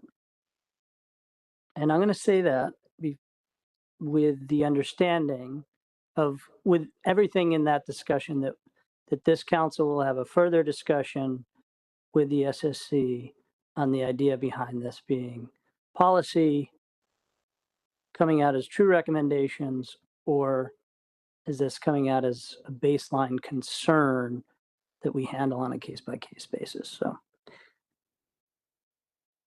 very good. Not seeing any objections. Okay, any abstentions? Abstention from the service. All right, Jason. Well, that is passed with 1 abstention. Do you have anything else for us on this?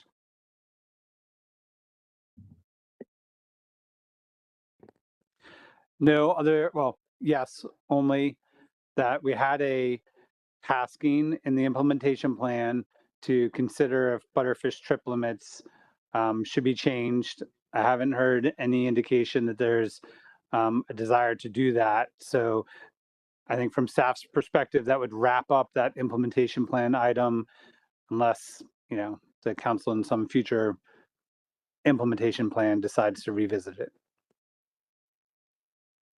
Okay, thanks.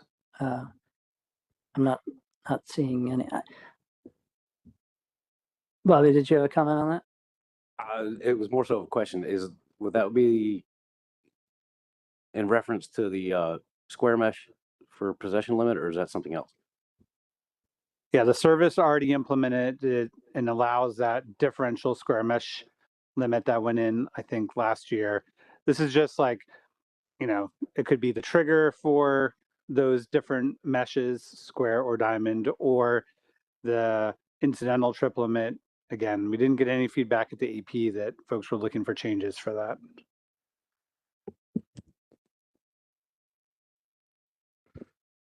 Okay, yeah, not seeing any other hands, Jason, and that's with my reading glasses off. This is all new to me. It's a real pain in the butt. I might see if I could get a reading monocle so I could see you and the the agenda at the same time. It's a lot. It's a lot.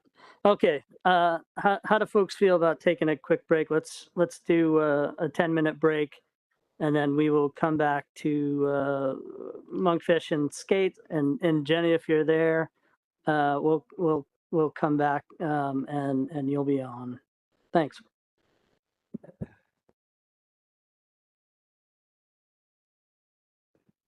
Hey, Jenny, you want to test your audio? Hey, Jason, can you hear me? Yep, you're good. Thank you. Thanks.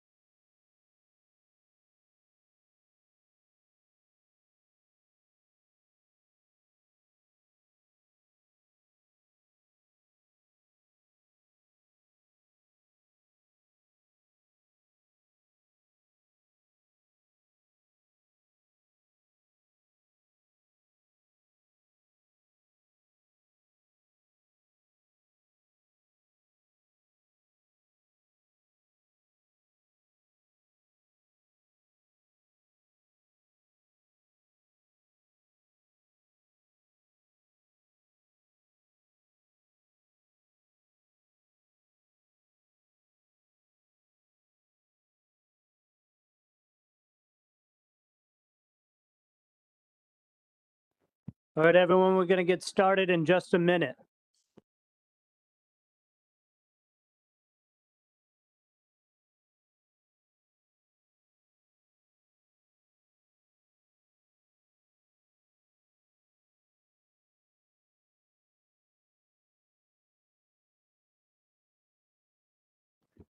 That's great. You guys are so serious tonight. It's great. I don't know what it was about Manhattan, but if I said that, it was like, I literally didn't know if the other end of the room heard the mic. I said that Manhattan, everyone's just like, okay, well, thank you. So as I mentioned, our next agenda item is going to be on Monkfish and Skate. We are going to go to our friends from the New England Fishery Management Council. And Jenny, whenever you are ready, why don't you go ahead? Thanks. My name is Jenny Couture. As the chair just mentioned, I'm from the New England Council, and I apologize for those of you who listened to the June New England meeting, but this is the same presentation that I'll be giving today. So if you could go to the next slide. So I'm just going to provide a summary and overview of the listening information sessions that were held in April and May. No action is required today. Next slide. So way back in April, if you recall, both councils disapproved the IFQ scoping document and discontinued the priority to scope for an IFQ program for monkfish and or skate wing fisheries. During that meeting, as you may recall, there was a pivot decision to use those already scheduled public meetings and use them more as listening sessions to identify challenges and opportunities for both monkfish and skate fisheries. So that's what I'm going to provide a summary for you all today. Next slide. During the sessions, participation definitely varied by location. You have the breakdown on the table on the screen right now. I would say Portland and New Bedford were really poorly attended. I really appreciate all the efforts done for folks to attend the Mid-Atlantic locations in Riverhead and Manahawkin. Didn't go unnoticed, so I really appreciate the help there. We also had decent participation over webinar as well. Next slide. So some consistent themes raised across all the different listening sessions. So IFQ was mentioned because that was the original premise of these conversations. There's discussion on area-specific management, whether effort controls should be changed in one or both fisheries. Market conditions and protected resource issues were probably the two most talked about issues. The idea of latent effort that's been discussed over, gosh, the past 10, 15 years. Offshore wind was another sticking point mentioned, and some other topics as well listed on the screen. Next slide. And I'm just going to walk through some high-level information on the, I believe in your briefing books and certainly on the Monkfish page on the New England Council website, I wrote individual meeting summaries for each of these listening sessions. And I encourage folks to go there and or reach out to me and I can send them to you for additional information. So in terms of the protected resource measures, there was a lot of discussion related to the council's action for sturgeon and just the protected status of sturgeon in general. There were comments related to the sturgeon appear to be rebuilt. There's an overall reduction in gill net effort, so there really isn't a need for these protective measures. There's a desire to have the gear requirement off New Jersey be removed and have more dynamic management with rolling closures as soon as you see more sturgeon in the waters, and close the fishery and then reopen it. The sturgeon gear research that underpinned the premise of the council's decision for those areas is really outdated. I believe some of those research projects are from late 2000s. So the overall environment and the sturgeon population and the status of the fishery all have really changed, and the findings are not overly relevant, according to several folks that attended the listening sessions. There was a desire to push to have sturgeon removed from the endangered species list. And then the other topic for protected resource issues that was brought up for a couple of the listening sessions, I would say, is modifications to the harbor porpoise measures. The species are overabundant. There were 0 observed caught. I believe that data point was from 2023. And that the closures for gillnet should be reconsidered for the springtime closures. And people went even so far as to say that they would prefer pinger requirement or observers as long as they were able to fish in those closed areas as an alternative. Next slide. In terms of effort control measures, certainly mixed opinions on if or what should be adjusted. Again, the protected species was a bigger concern alongside with the marketing concerns. And if you're changing effort controls, that really impacts the market's processing capacity, and particularly relevant for skates, just the ability to find crew to actually cut the skates. And again, mixed opinion whether should be kept as status quo or go to the other end of the spectrum and maybe remove some of the effort controls entirely, or maybe make more incremental changes to effort controls over time. Next slide. So in terms of effort and marketing issues, I would say a lot of mention on declining fishery effort over time, and really the overall like fishing behavior and fishing style has really changed. I mean, there used to be targeting for monkfish, and now people are saying, well, they're not really monkfish fishermen anymore. They're really targeting skates, which they deemed as a trash fishery at some point, not in the too distant past. The market conditions were really another sticking point. There's everything from declining prices, low demand, inconsistent supply, and really lack of competition between buyers and dealers. So price fixing being another issue of concern. The USDA Office of Seafood had just been established at the time of these listening sessions, and there's some conversations whether there could be a role for this new office to help address some of these marketing issues for the monkfish and skate fisheries. Next slide.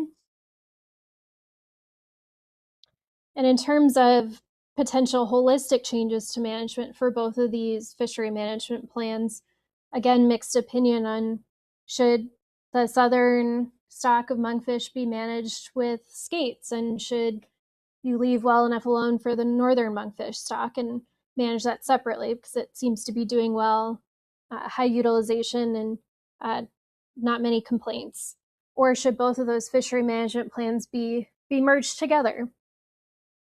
And in terms of latent fishing effort, again, I mentioned this at the top of the slides. This has been discussed for several years, and certainly remains mixed opinion on whether to address latent effort, because there's a concern about reactivation of effort from other fisheries, but also concerns related to consolidation and really wanting to leave the opportunity open for future generations to come in or to reactivate their effort should conditions change. Next slide. And then for monkfish specifically, there's a couple of people that mentioned that monkfish should be defined as catching monkfish and not part of a mixed fishery, particularly in the northern area. And then that the timing for fishing has really shifted. Used to be around Halloween or just before.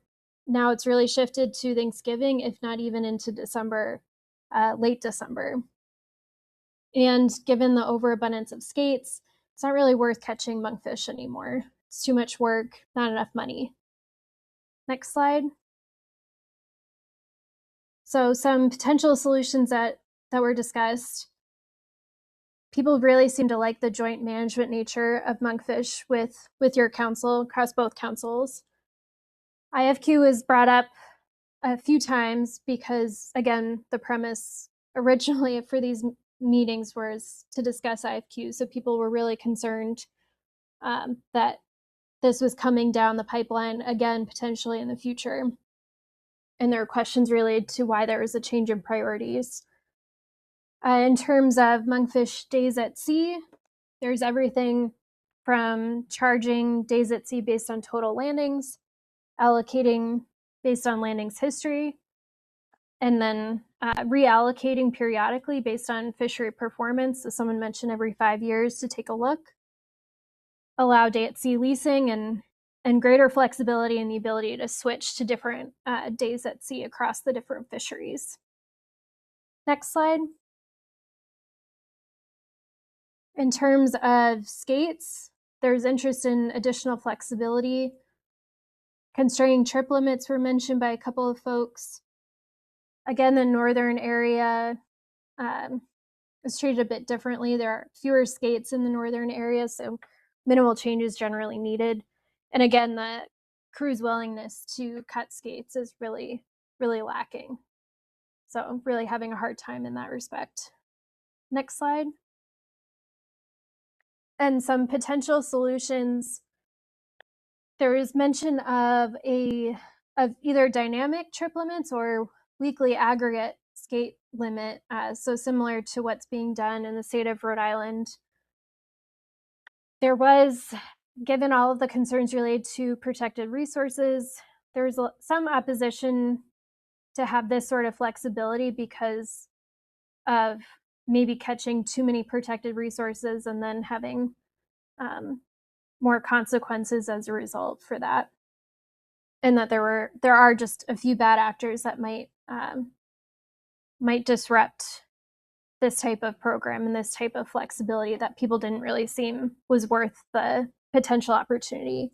I will note there are a couple of folks that are interested in this type of program, and I do recognize, and I've been trying to follow spiny dogfish with the commission is evaluating.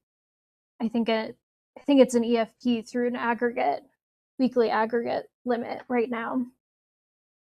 And then a couple of people were interested in potentially aligning monkfish and skate regulations as it relates to maybe have skate limit per day at sea, and then the ability to declare an overage while at sea. Maybe not a double limit like monkfish, but maybe 1.5 trip limits. There's also interest in potentially revisiting skate limited access, and then also expanding some of the exemption areas to create greater flexibility as well. Next slide. Some additional concerns really focus on trying to prevent any derby fishing, so trying to potentially incrementally remove effort controls in both the fisheries to evaluate whether days at sea or trip limits are constraining, or maybe neither, depending on the fishery and time of the year and area. Again, I just want to harp, because this was mentioned during the meetings, sturgeon gear research is really outdated and might be time to evaluate the change in the environment and the sturgeon population to see if more relevant research is out there and findings that could be applied, or some levers that could be pulled there. Trying to simplify the monkfish and skate fishery management plans. They're both really coupled as part of the groundfish and scallop FMPs, but particularly groundfish. The lack of New Bedford participation for the listening session. One person mentioned that this happened to be a good weather window, so no one really came to the listening session. It wasn't really due to lack of interest. And then any analyses that are done to evaluate the fisheries over time should really account for the environmental changes and how the fishery operates generally. And now that, as I mentioned already, that skates are now being targeted versus just being a discard fishery before. Next slide. So I believe you guys the Mid-Atlantic Council made the first motion, and then New England picked up the motion And just as a reminder, in June, so the councils collaborate to develop a letter to GARFO requesting additional information on the effectiveness of current harbor porpoise take reduction plan measures and whether modifications could reduce negative socioeconomic impacts on the relevant fisheries. So council staff developed that letter and submitted it on July 10th. I hyperlinked it right there if folks are interested. It should also be on the council's webpage as well, at least for New England's monkfish page. And we received an official response from GARFO noting that they received the letter, and I've been in touch with a couple of folks from Protected Resource Division and trying to stay apprised of their fall meetings where our letter will hopefully be discussed, and hopefully we can better understand some of the latest and greatest on the stock assessment for harbor porpoise. I think that is my last slide. I'll stop there and I'd be happy to take any questions. Okay, great. Thanks, Jenny. As she pointed out, this is mainly informational. So I'm going to start with a few comments before we get to questions. I guess first, not surprised that folks like that we're working together, and I'll scroll through the participant list before I make this joke to see if John Carmichael's online, but I know the South Atlantic really likes dealing with us on tilefish. He's not. Okay, so thank you. The other comment that I would make is, for these fisheries, I appreciate the letter on harbor porpoise. I don't really have any comments there, but on Atlantic sturgeon, I know there's a buyout for the federal waters that's in the process.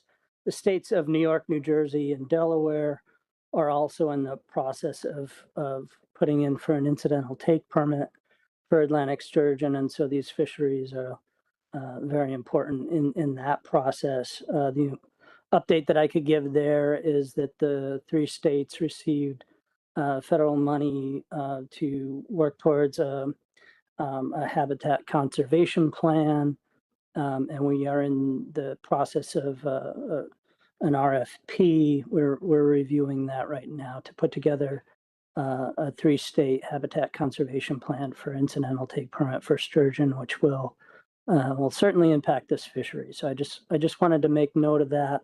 And so again, thank you, Jenny, for the presentation, and I'll turn to the council members first before I go to the public for questions. So any questions or comments from council members?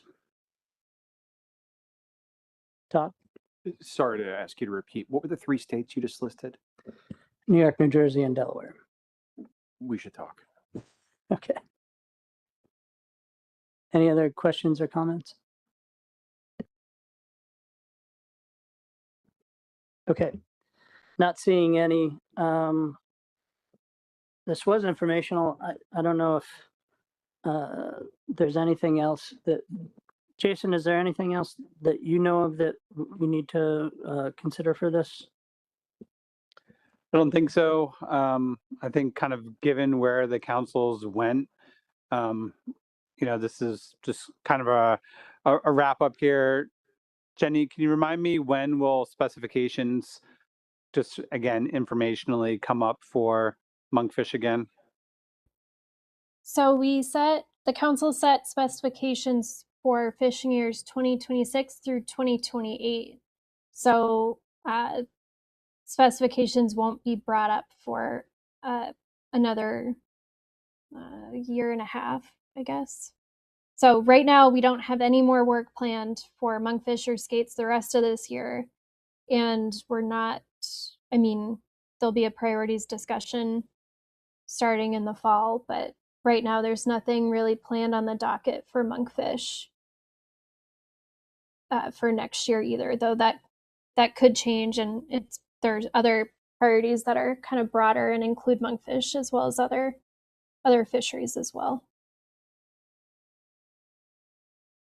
Okay, thank you both. I'd like to go to our New England Council liaison, Ted. Thank you, Mr. Chair. Yeah, I just wanted to clarify, Jenny, thank you for the presentation. The statement at the June New England Council meeting was that monkfish and skate would not be considered as a priority for management action in 2027. Is that correct? So that the priorities will be discussed by the full council starting this September meeting and will be decided upon by the council in December. So it's essentially really up to the council to make those decisions. So I don't think right now there's nothing really on the docket, I would say, but that could change. And like I said, monkfish is part of some of the more omnibus type actions. But it's really up to the councils to make that decision for work for next year, and that will be finalized in December. Right, but I clearly remember that statement being made by our executive director that monkfish and skate would not be considered for a management action. Did I not hear that correctly?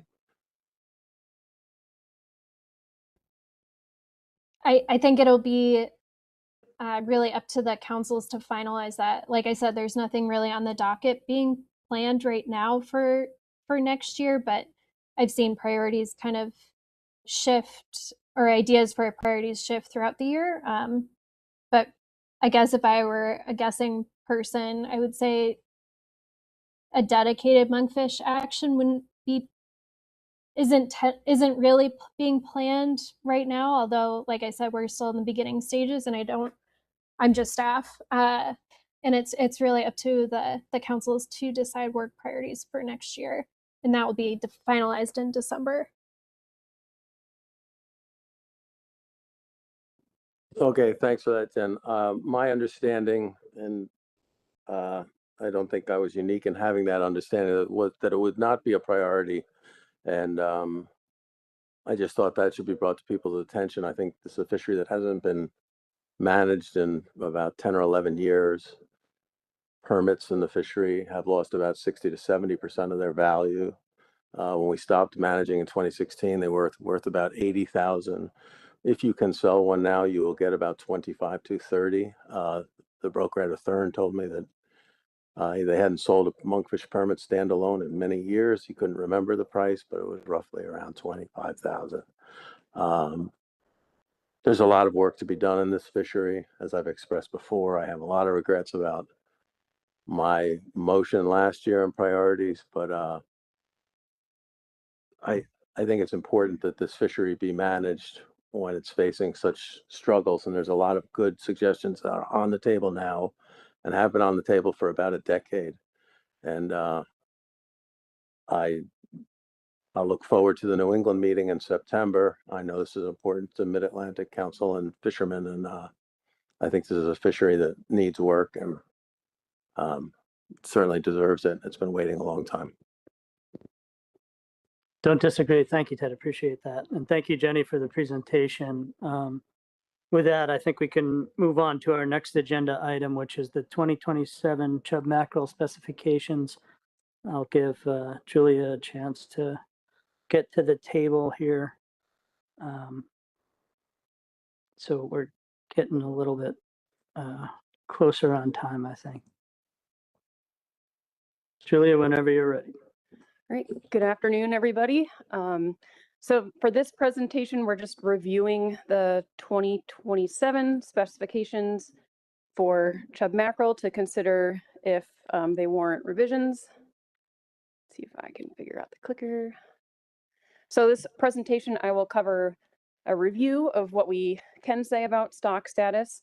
I'll cover the recent fishery information and the advisory panel fishery performance report, as well as recommendations from the SSC and monitoring committee. And then the objective for you all will be to consider if any changes are needed to the previously adopted 2027 specifications. So in terms of stock status, it's technically unknown because we don't have a stock assessment for this species. It's a very data limited species. The SSC has assumed that biomass is at sustainable levels, based on the general productivity of this species in fisheries throughout the world, combined with relatively low fishery capacity target this species in this region. We got a data update from the Science Center this year that summarized Science Center bottom trawl survey catches. And that data update noted that there are occasional catches of this species in the Science Center's fall bottom trawl survey, which is what's shown on the screen here for 2009 through 2025. But they are rarely caught in the spring survey. And in the data update, the Science Center also noted that the survey catches are generally very low, but likely not a good indication of population abundance because they're probably more indicative of periodic encounters with schools of this species. Another not necessarily new piece of information to highlight is related to a study on the diets of tunas and marlins. This is not new because the council funded this research effort, or partially funded it, I believe, and we got a final report on it back in 2021, which is the 2021 reference on the screen here. But there was a peer-reviewed scientific publication that was published this year, which is the 2026 reference on the screen. And in terms of take-home messages for what this means for chub mackerel, this new publication, has the same conclusions as what we previously knew from the final report that was provided to us in 2021, which is essentially that chub mackerel were an exceptionally small component of the diets of the tunas and marlins sampled in this study. So this study sampled the species that you can see on the box on the right: yellowfin and big eye tunas, white marlins, blue marlins, and round scale spearfish in commercial and recreational fisheries, including recreational fishing tournaments throughout the Mid-Atlantic and Southern New England from 2018 through 2020. And the reason the council was interested in funding this study was because during the Unmanaged Forage Omnibus Amendment and then the follow-up amendment that added chub mackerel to the mackerel squid butterfish FMP, there was some discussion about the importance of chub mackerel in the diets of these predators and particular concern about what chub mackerel fishing might mean for some recreational fisheries for tunas and marlins. And there was a big data gap in terms of like diet data. So the council funded this study, which found, very few chub mackerel. You can see on the screen here, they only found 2 chub mackerel and yellowfin tuna stomachs and 8 and 2 white marlin stomachs. So again, this is not necessarily new information for us, but just wanted to point that out, that now we do have this peer-reviewed scientific publication related to it. So moving into recent fishery performance, this shows commercial landings in blue and recreational landings in yellow for the past 20 years. You can see here that after remaining below 0.5 million pounds per year for many years, commercial chub mackerel landings spiked to 5.25 million pounds in 2013, but decreased to pre-2013 levels by 2016. And you can see for the recent several years, landings have been pretty low, especially compared to the total allowable landings limit, which is shown in red. That has been in place since 2020. That's when the measures were first effective through that amendment that added chub mackerel to the MSB FMP. So that's why you see that red line only for 2020 through 2025. It's been the same TA all the same time. And during that time period, landings have been 6% or less of that limit. And then it's a similar story when you compare estimates of catch to the ABC and ACL. Here I'm only showing these catch estimates for 2020 through 2025 because we didn't have commercial discard estimates until we got CAMS data. So definitely appreciate that we now have chub mackerel commercial discard estimates through CAMS. And then those are only available for a certain, recent time period. And then for the recreational discards, we're making some assumptions here about the weight of discards and discard mortality rate, but trying to make some conservative assumptions just for the purposes of having a rough estimate of catch compared to the ABC and ACL. Again, the same ABC and ACL has been in place since 2020. And over the years shown on the screen here, total dead catch has been 12% or less of the ABC and ACL. And then this shows this year's commercial fishery landings trends in blue compared to last year's in yellow.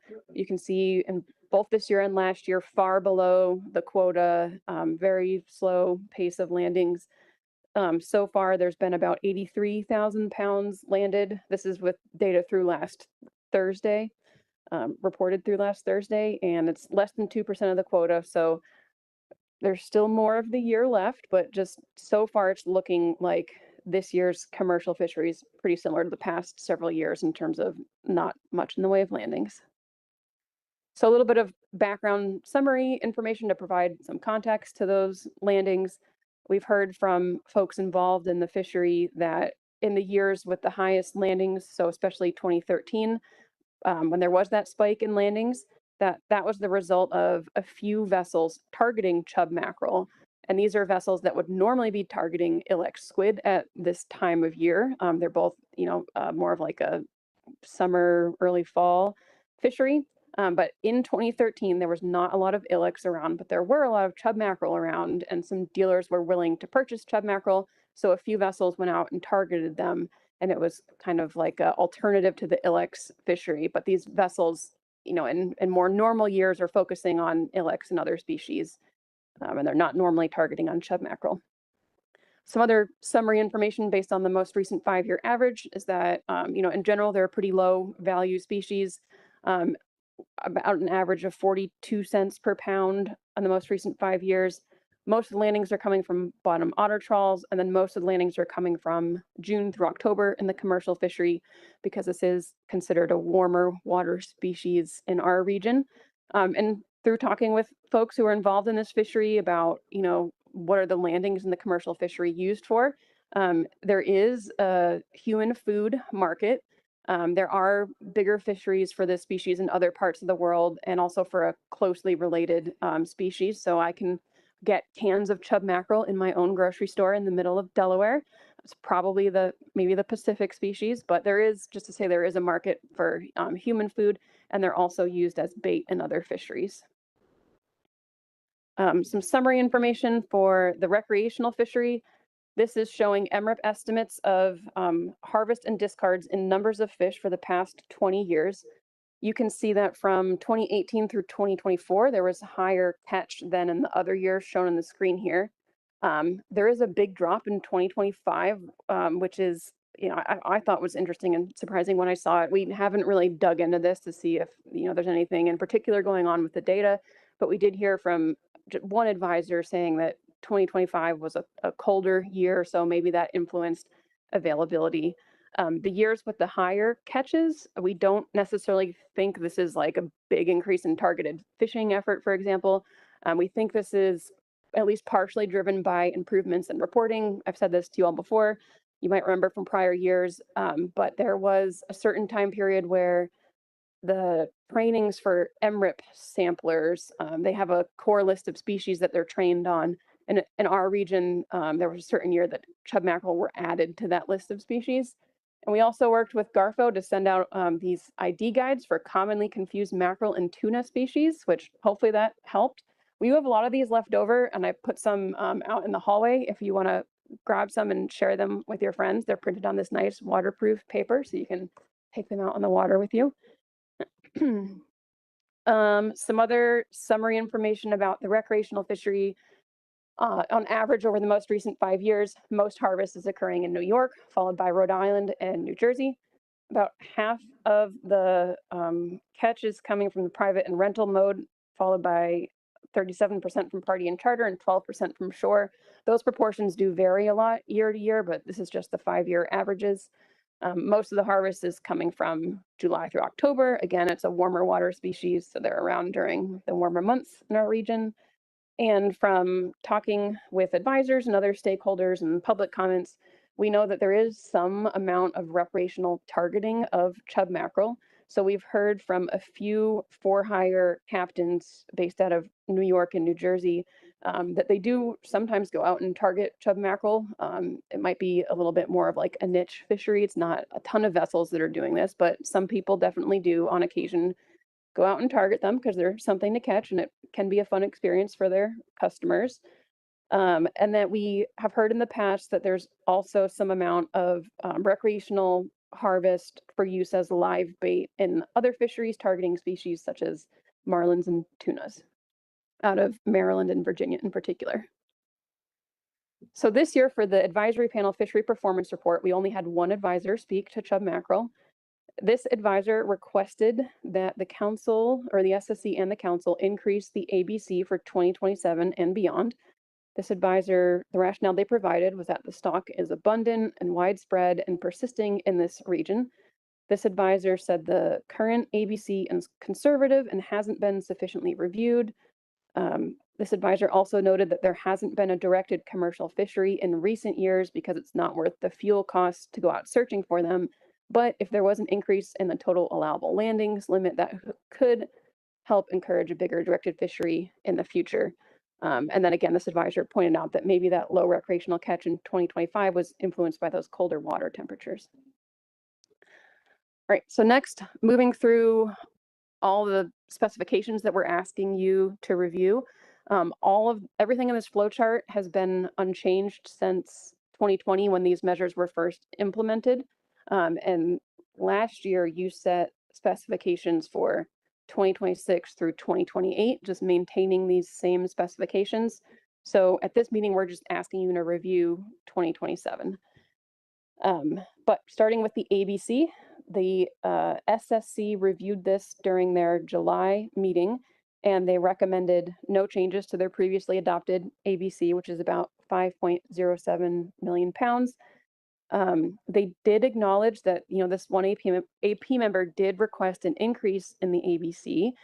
The SSC, realizes that quotas in other pelagic fisheries are limited at this time, so people might be kind of looking for other options, but they didn't feel like they had a sufficient justification to increase the ABC at this time.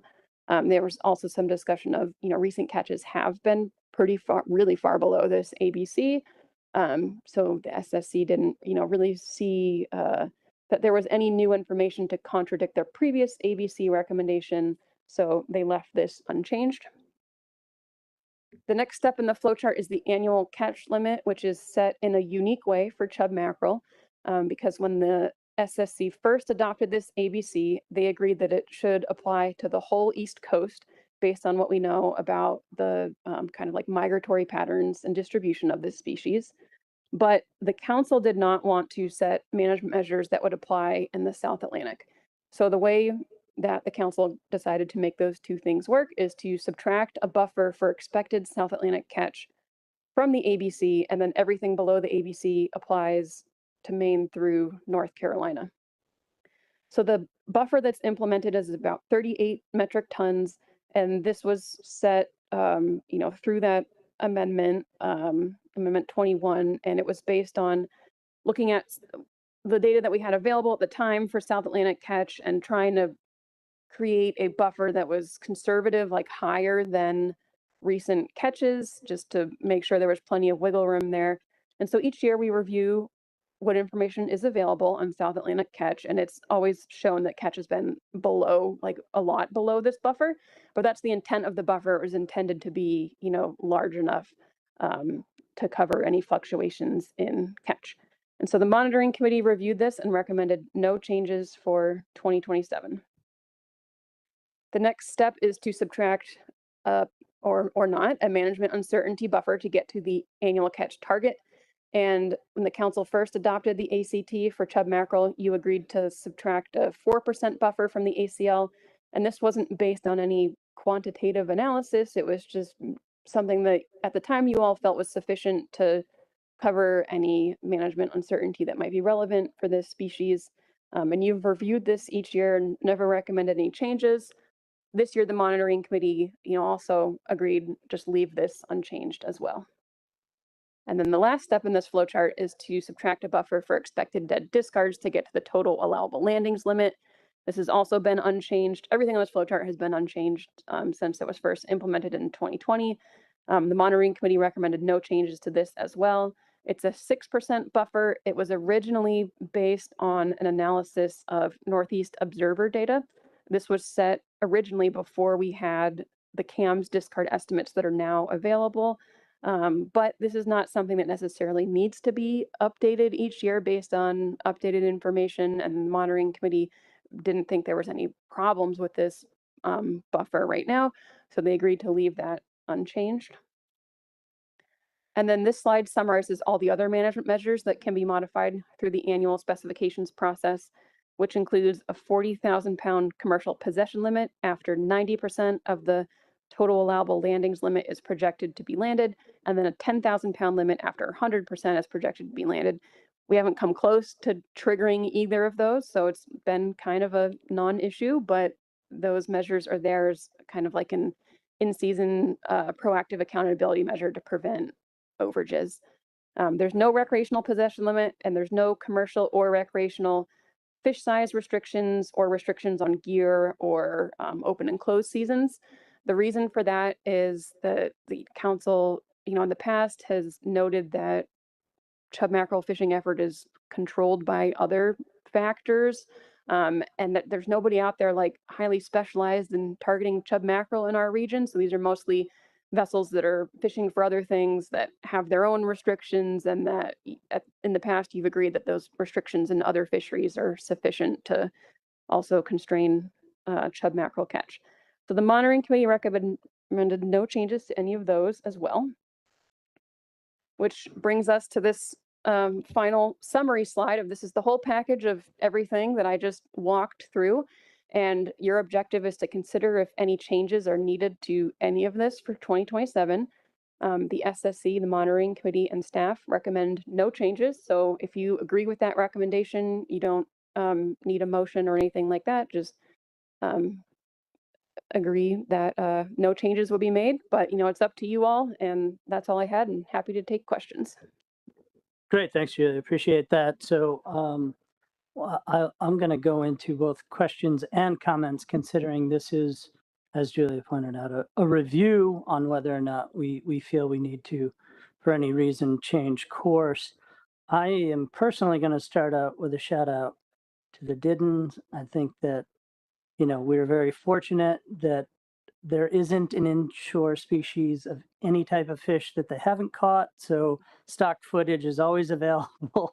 They can throw up just about anything there for us. That was a great picture. Second, Julia, the obvious question is, you had the ability to buy chub mackerel in the store. Did you buy chub mackerel in the store? I did, and several years ago, there was an event that you all had, a fish fry, and I made a dip and I put it on the table with no label on it, and it all got eaten up. So whoever was there at the time, that's because we thought it was Lori's tile fish, but okay, that's great. Great, appreciate that. Very good. All right, questions, or as I mentioned, questions or comments first from council on the discussion on chub and whether or not we need to make any changes. Not seeing anything from the council, I'll look to the public. Any questions or comments on continuing the specifications as are? Not seeing anything. All right. Thank you, Julie. Appreciate it. We're off the hook. We're getting even closer to being on time. Our next agenda item is the Northeast Fisheries Science Center survey updates. So I'll go to Dr. Catherine Ford. Yep, I'll give you a chance to get set up there, and then whenever you're ready. Appreciate you being here. It's good to see you, and we will get into the Science Center survey update. Thank you. Great, thank you. Just to log in real quick here.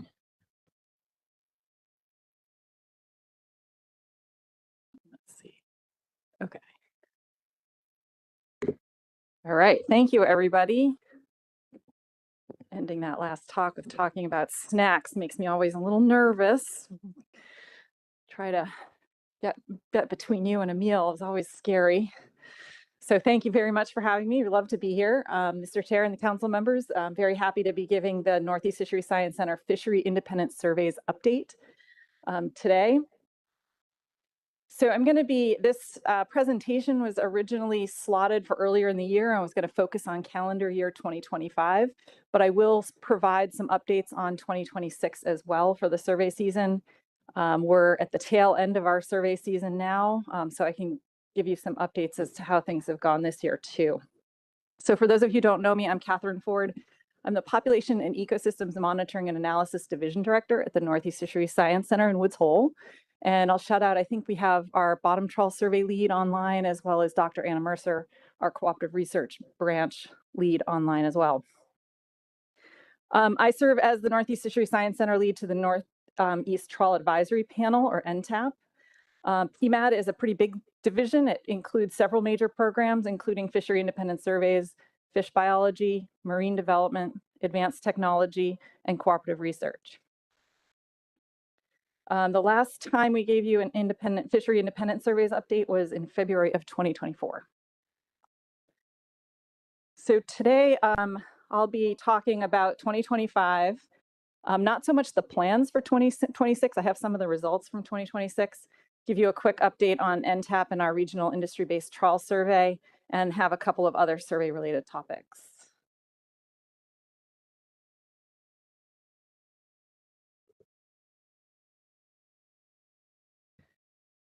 So fishery independent surveys are a little different from fishery dependent surveys in their methods.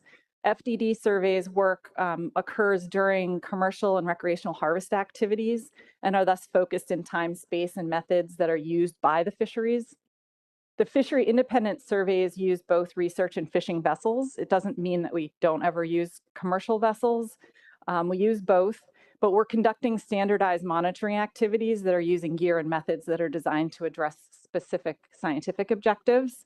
So sometimes we use gear or techniques that are a little different than what the commercial or recreational fishermen are using. And we combine fishery independent data and fishery dependent data acquisitions to generate data needed for management. So we have a large survey enterprise at the Northeast Fisheries Science Center. I think we have a total of 14 fishery independent surveys, and I'll focus on a subset of these today.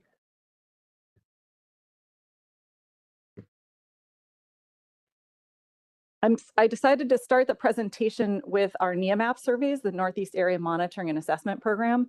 This is an extensive program. It's overseen by the Atlantic States Marine Fisheries Commission, and they have a broad extent of the inshore often state-driven surveys. We do support multiple of these surveys, in particular the Southern New England Mid-Atlantic Survey, the Massachusetts Survey, and the Maine New Hampshire surveys. So we work closely with these surveys to study the different techniques and results from the different, whether it be an inshore or our offshore survey. And this is getting increasingly important as we think about developing new survey techniques in our area with the Regional Industry-Based Trawl Survey, which I'll cover in a little bit. So this is just some basic information, again, from the 2025 year. We're really interested in better defining performance metrics and starting to compare the different productivity and costs across multiple surveys. So you can see in the NEAMAP surveys, these tend to be somewhere between 3 and 4 weeks long. They're daytime only surveys. They have high completion rates in most cases. Maine, New Hampshire does struggle with both weather and fixed gear, as we do too. And the production rate here is something we've been thinking about. How many stations can you actually complete on a fisheries monitoring survey in a day? So you see that we are typically getting somewhere between 4 and 7 stations a day. That's seems to be about normal.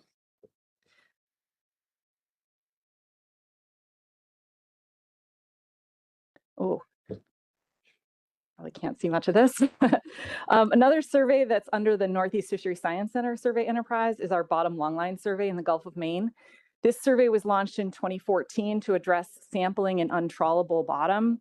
So this survey relies on a Northeast Fisheries Science Center science crew and uses commercial vessels to do the fishing. They use bottom longlines, they sample hard bottoms, and they produce indices of abundance that are used in 10 stock assessments. And some of the slides, I won't read all of the words on them, but please, if there's something you want more information about, happy to address any questions later or after the presentation. So here's some of our production for the Gulf of Maine Bottom Longline Survey. This survey happens both in the spring and the fall. It takes about 3 to 4 weeks to complete the 25 sea days that they complete. They always have 100% station completion, and their production rate is 2.5 samples a day, 2 stations a day.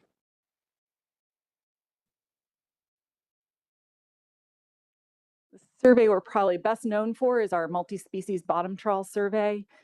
This survey is one of the most important survey efforts in the Northeast Fishery Science Center. It was started in the 1960s. It uses a bottom trawl and it monitors ecosystem changes. The survey operates on a NOAA OMAO platform, the Bigelow. We typically use the Bigelow. The Bigelow also has a sister ship called the Pisces. So this survey informs the status of our ecosystem reports, our stock assessments, our climate assessments. They use both trawl and acoustic methods. They rely on a random stratified survey design. It's done both the fall and the spring. This is a 60 survey day survey and aims for about 370 stations is considered a really good survey year. Really anything above 350 stations is considered normal and solid performance. So here are, again, the 2025 results. I do have the 26 results here on my notes as well. So in 2025, we did sample in both the spring and the fall. Our spring of 25 was a very normal year. Things went very well. We had a 98%, I think it says 98% station completion rate. And then we are also sampling roughly 7 stations a day. This is a 24/7 sampling event. So we sample all day and night. In the fall of 2025, is a different situation. We had about the same station completion rate as 68% as the Maine, New Hampshire trawl survey, which I thought was kind of interesting. In the fall, what we were struggling with was a combination of factors. We had the government shutdown, and the exciting news around the government shutdown was that this is the first time our fall survey was actually accepted during a government shutdown. So we're really excited to see the administrative support for this particular activity. But they struggled with some weather delays, some ship delays, some challenges with gear and fixed gear in the Gulf of Maine. In 2026, let's see, in 2026, we had 73% completion rate. We knew going into the 2026 season, this was just this past spring, that we were going to face some shortages because we were transitioning to the Pisces. So the Bigelow ship is going to be going into midlife refit. And so we wanted to use this year. We knew the Bigelow was going to have an extended dry dock this past winter in repairs. And so we were expecting it to come out late.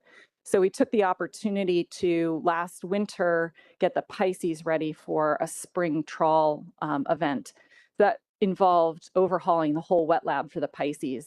And the reason it's so great this happened this year is that we'll be using the Pisces for something like 3 or 4 seasons starting next fall of 2027, because the Bigelow is going to be going into its midlife refit, which is currently scheduled for to start in February of 2028. So we got our 73% completion rate. We got the Pisces wet lab set up. We also were able to complete a solid supplement of Ecomon survey samples. So these are the bongo toes that we do to support that survey. We got 83% of those done. We've also started an eDNA sample on the bottom trawl survey. So we take some samples for eDNA. This year, we also started taking ocean acidification samples. And all of this has been produced in our survey summaries and our resource survey reports. So anytime you want more information about details of the surveys themselves, as well as any of the performance on the surveys, we have those reports that go out. The survey summaries are usually within about a month to 6 weeks of the survey, and then the RSRs, resource survey reports, take a couple of months. So here, lots of small text. So the main highlight here was that exception that we received for the government shutdown in the fall of 2025. It was a tough fall season. And then the highlight in 2026 is not on this slide, but that was the transition onto the Pisces. So I won't dwell on a lot of these changes, but I provided you a little bit more detail in case people wanted to review the slide on their own and get more information that way.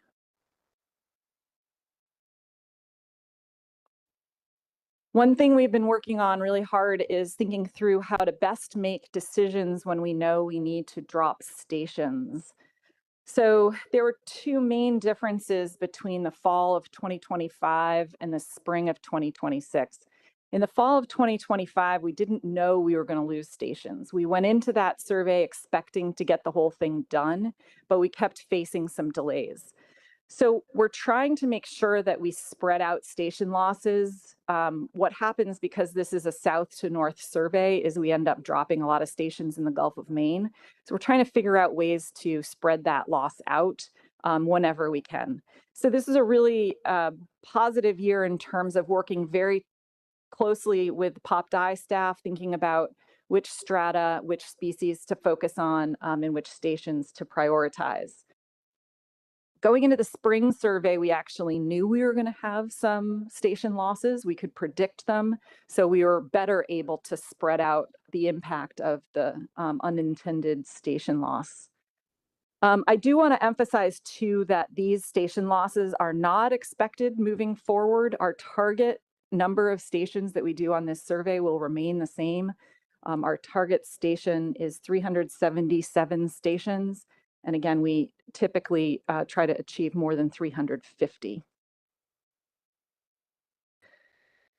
One other thing I wanted to emphasize, especially as we're going into planning for new types of surveys, is how hard this work is. It takes a really large team to accomplish this 24/7, 120-day-a-year survey. So we had 62 fish biologists, survey technicians, gear specialists, and shoreside support staff that supported this survey this year. I also will highlight that a lot of these people worked during government shutdown. So during the lapse of appropriations, they were still on the boat. They were in the office getting this survey to happen. So I really appreciate all of their efforts. I don't think I need to tell anybody here, though, that I can say that we have a target of 377 stations, but we haven't hit that target very often. So the performance on this survey has become more variable over time. Some of this is because of equipment failures on the vessel itself. Sometimes they're driven by challenges due to staffing. Sometimes it's a lapse in appropriations or something like a global pandemic. So we're facing a lot of challenges. And so what we're trying to do is come up with ways to be more resilient moving forward. So the first thing was to bring the Pisces back on board. So we have both the Bigelow and the Pisces fully capable of doing this survey. Those two vessels are almost identical. They're sister ships. They're both acoustically quiet vessels. And so the differences are in some of the onboard systems, and we're working on making those all consistent. We're also planning a complementary industry-based survey. I have a couple slides on that. We're really focused on communications right now with OMAO. So a good example of success there is we were able to plan for the Pisces this past spring. That took us 2.5 years to plan for. And we're paying a lot of attention to staffing shortages and doing everything we can, such as shortening up some of our legs. We get more staff on legs when we have 10-day to 14-day legs instead of 3-week or longer legs. So there are a few ways we're focused on this. I think in the interests of time, I'm going to move on to our scallop survey.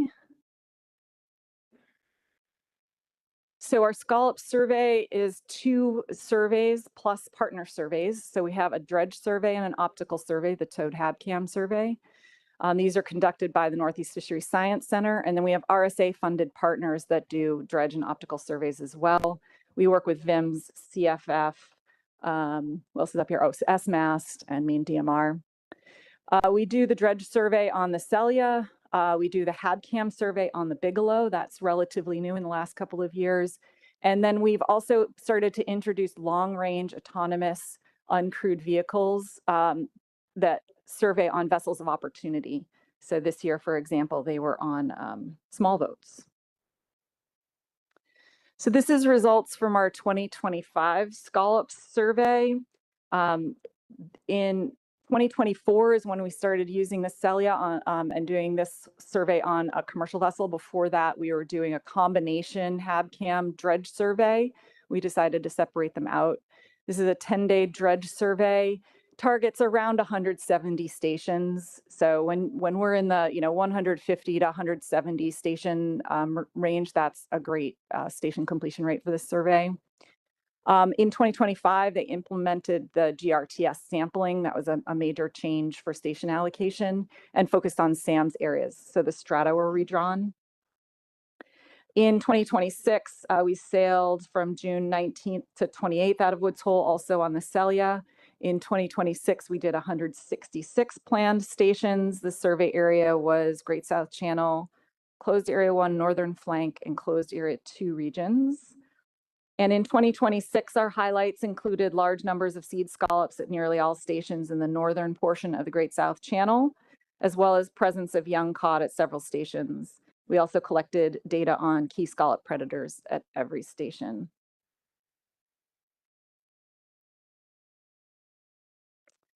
The Scallop HABCAM survey, I'm just going to focus on a couple of things here. We transitioned the HABCAM survey to the Bigelow in 2025. In 2025, you may all remember clearly, or have forgotten, HABCAM hit an unmarked shipwreck. So our RSA partners were really crucial to completing additional sampling to make up for our lost sampling days. The good news is that our safety protocols worked. No equipment was lost, no people were hurt. And this year we introduced an acoustically triggered marker buoy that's been sailing on the towed HABCAM and has we didn't need it this year, thank goodness. But it didn't affect the performance of the HABCAM, so it looks like we'll be able to use that going into the future. In 2026, our sampling was uneventful, a very productive year. It was again conducted on the Bigelow from May 11th to the 29th. We sailed out of Newport, Rhode Island, and covered the Mid-Atlantic and Georges Bank. All survey track lines were completed. We also had some additional sampling time in the Mid-Atlantic Bight. This season, the HABCAM vehicle had that new recovery buoy. And we're glad to report that it was not needed this year. The other real exciting news in the scallop survey world are the LRAVs. So in 2025, we did some more extensive testing of the autonomous vehicles. They were deployed using a nearshore launch to cover track lines in the Mid-Atlantic Bight, and they did 128 nautical miles last year. And these images were used with other NEFSC and RSA data in the specification process. So we're successfully mimicking the HABCAM data, optical data for the scallop assessment with the autonomous vehicles. We continued this sampling in 2026. We did coincident sampling with 2 LRAVs, and we did this in late June and early July. Images are annotated and being integrated with the HABCAM data for the assessment. In this particular year, deployments were done from a small vessel. So I think I have a couple maps. Yeah, so these are 2025 maps. You can see our dredge survey samples close to 18 stations a day. And HABCAM, we're getting about 80 nautical miles a day. That's the towed HABCAM. One of the downsides of the LRAVs is they do go slower and they can't operate in as high energy environments. So we're envisioning a mixed model moving forward where we're combining towed and autonomous vehicles. I also provided some of the data from the 2025 research set-aside surveys. We do consider them part of this overall survey enterprise and work really closely with these partners. But I don't have the 26 data yet. So part of the presentation was to give some updates on 2026, what we're expecting to do. So this is, again, a little bit dated. The spring bottom trawl survey was completed. The NEOMAP spring surveys were all completed.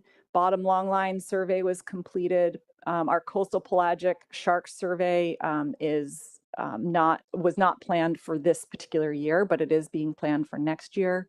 Scallop dredge was completed. Scallop habcam was completed. Coast span survey, this is a shark pupping and nursery survey in Delaware Bay, was paused due to lack of funding and staff. Shrimp survey, that's in the Gulf of Maine. It's a summertime survey that was also paused due to lack of funding and staff. Our clam survey was paused due to lack of funding and staff. The fall bottom trawl survey is coming up. We start calibration and then start deployments in early September, right after Labor Day. And so far, everything is on track. That survey will be back on the Bigelow. As far as we know, all of the NEOMAP fall surveys are also on track, and our bottom longline survey is on track. It's my understanding that we've had a CR already announced, and so all of these surveys will not be affected by a lapse in appropriations. We expect them to have a relatively normal survey years, as long as everything goes well.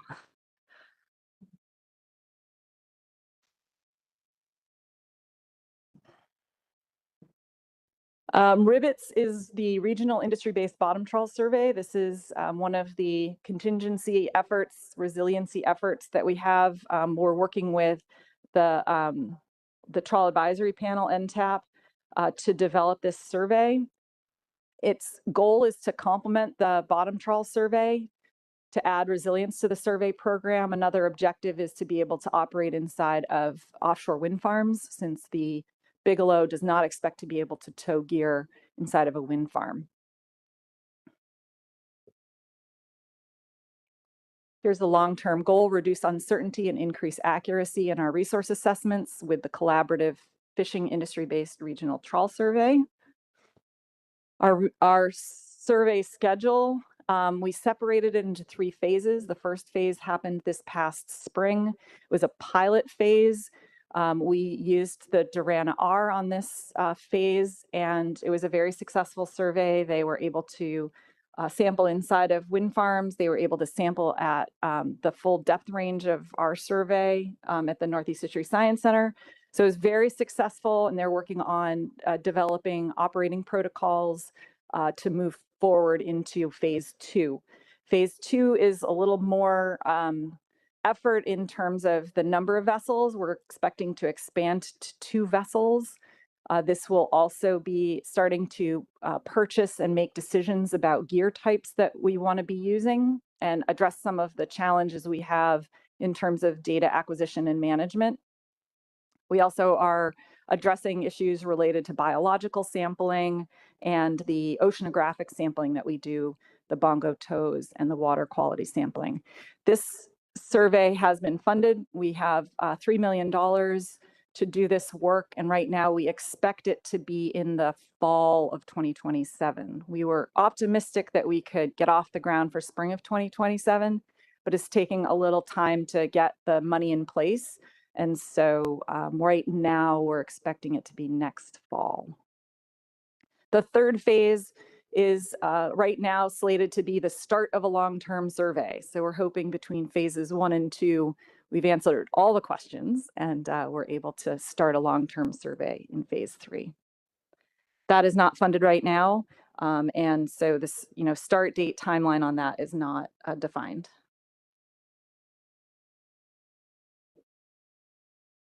So this is a fair bit of detail about the planning that we did for phase 1. I won't go through these details. I realize we're a little short on time, but it was a very successful survey, and happy to go into more detail if anybody has more questions about that later. And we have phase 2, a little bit more detail with phase 2 here. Really, again, still informing that development of a full-scale survey. The idea here is we'd be sampling in 2 different regions, so southern New England, mid-Atlantic kind of region, and then Gulf of Maine region, with 2 separate vessels. Decisions are being discussed right now around what sort of overlap should there be. Are there specific strata that we want to target? What type of gear are we going to use? It looks like NTAP will recommend the use of 2 different types of ground gear. So all of that is being developed in great detail with NTAP. They meet every 3 weeks roughly to have these discussions. Shout out to Hannah Hart, who organizes all those meetings. Keeps us on the straight and narrow. So here are all the meeting lists. And the planning team, it's mostly Anna Mercer and Jason Morrison, along with quite a few other staff at the Northeast Fisheries Science Center, are doing their best to anticipate what conversations are going to be happening at future meetings, so people can make sure they attend the meetings where they have most interest in the topic, whether it be data, analysis, gear, survey design, etc.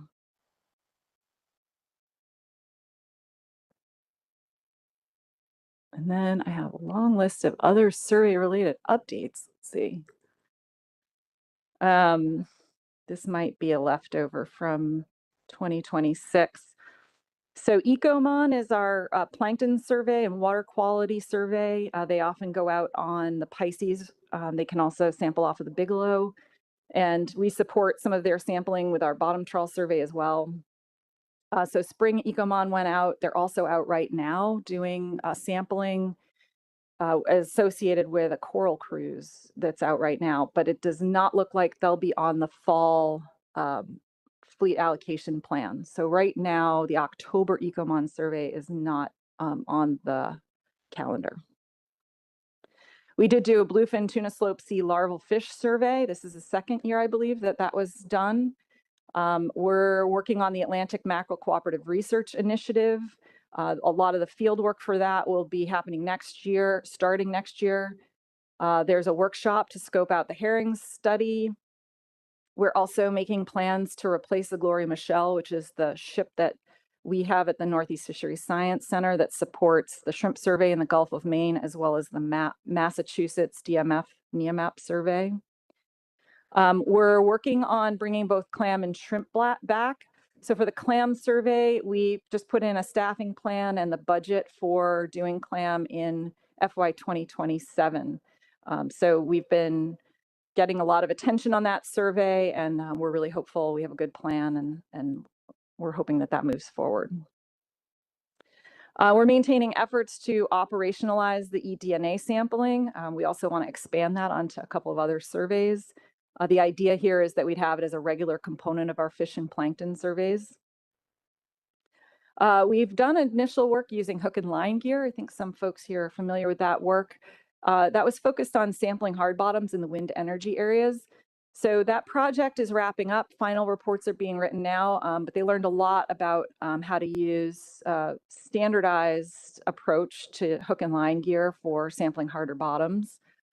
And then the continued use of the uncrewed surface vehicles. So I talked a little bit before about the underwater vehicles, the LRAVs. We're also using surface vehicles specifically to optimize using active acoustics for plankton biomass and fish biomass estimates. So that's pretty powerful tools that we have in the mix. So with that, I will take any questions. Great, thank you so much, Catherine. Appreciate the presentation. I'll look around the table. Questions on the presentation, and I'll start with Rich Wong. Go ahead, Rich. Thank you, Mr. Chair. Thank you, for Dr. Ford, for that very informative presentation. We've been collecting eDNA samples for a number of years now, for at least a couple of years. What have we learned here from that? I'm talking on the bottom trawl survey. What have we learned from that, and what's the plan going forward? Then are we going to? Because I know it's pretty costly to analyze that many samples. Just thank you. Thank you for the question. Yeah, so we've been exploring some of the logistical considerations about, how do you operationalize it, the actual getting the sample on board, filtering the sample, storing the sample, how much water do you need, those kinds of things. We also have a team that's looking at the data flow. So how do you actually take that sample and most efficiently process it and get the data at the end?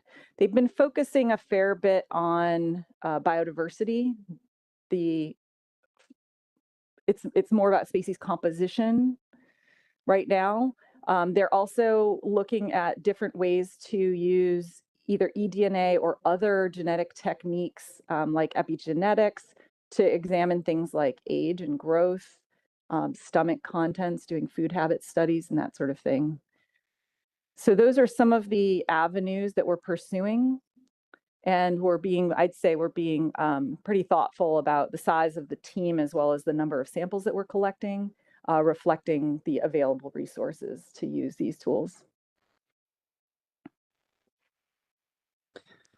Okay, thank you. Other questions?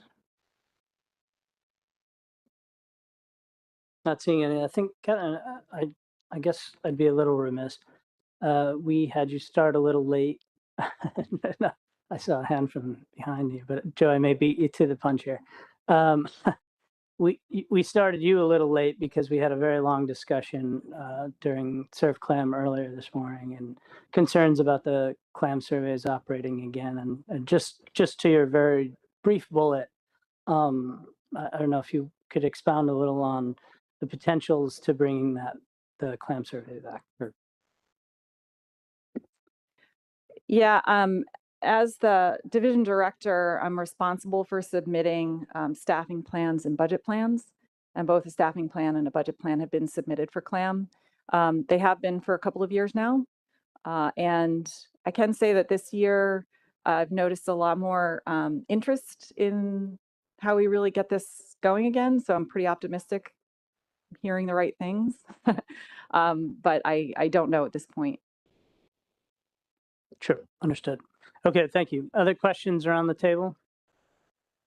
And then briefly, if you don't mind, Kevin, to the public, are there any questions? Joe, did I get? Go ahead, Joe, if you want to come on. Go ahead.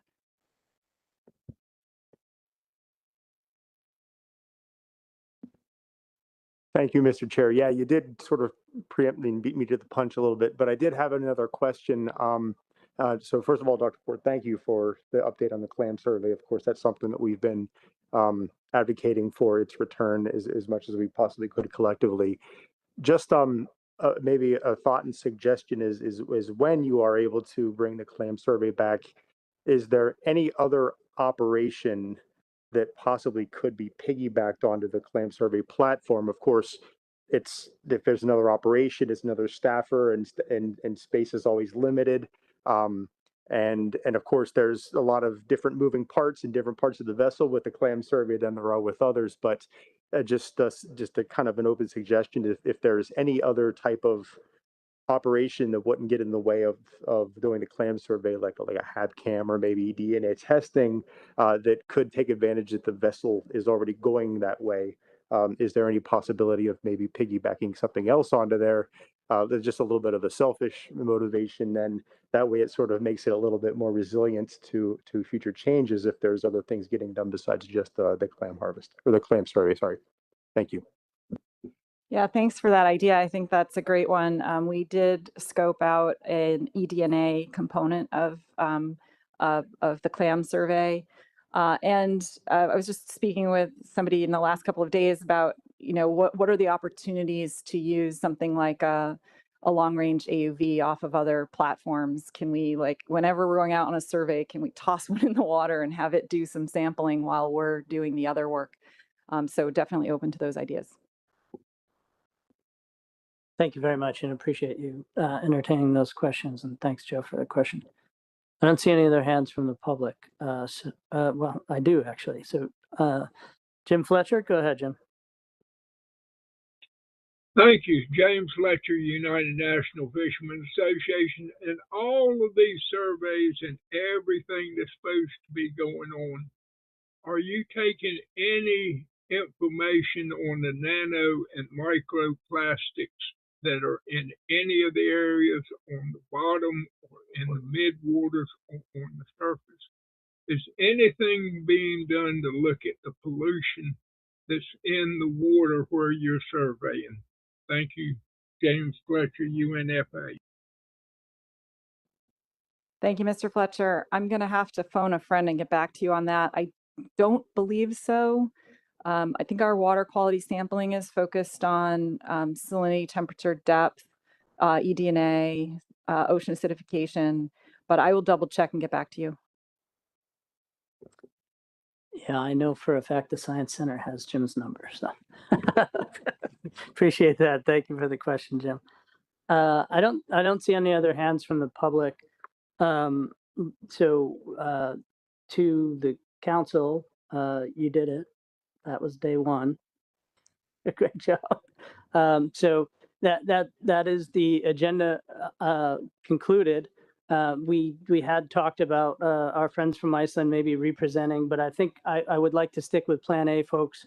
And I see some head nods, so much appreciated there. So as we wrap here on day one, we will reconvene at 9 a.m. tomorrow. I will turn it over to Chris if he has any further announcements. Thanks. Thank you, Mr. Chair. We will have hospitality this evening. It's in 1516. You can only get to 1516 if you have a key to a room in this hotel. So if you're not staying at this hotel, find somebody who is to take you up in the elevator to 1516. Everyone's invited. Hospitality will start shortly. Thanks.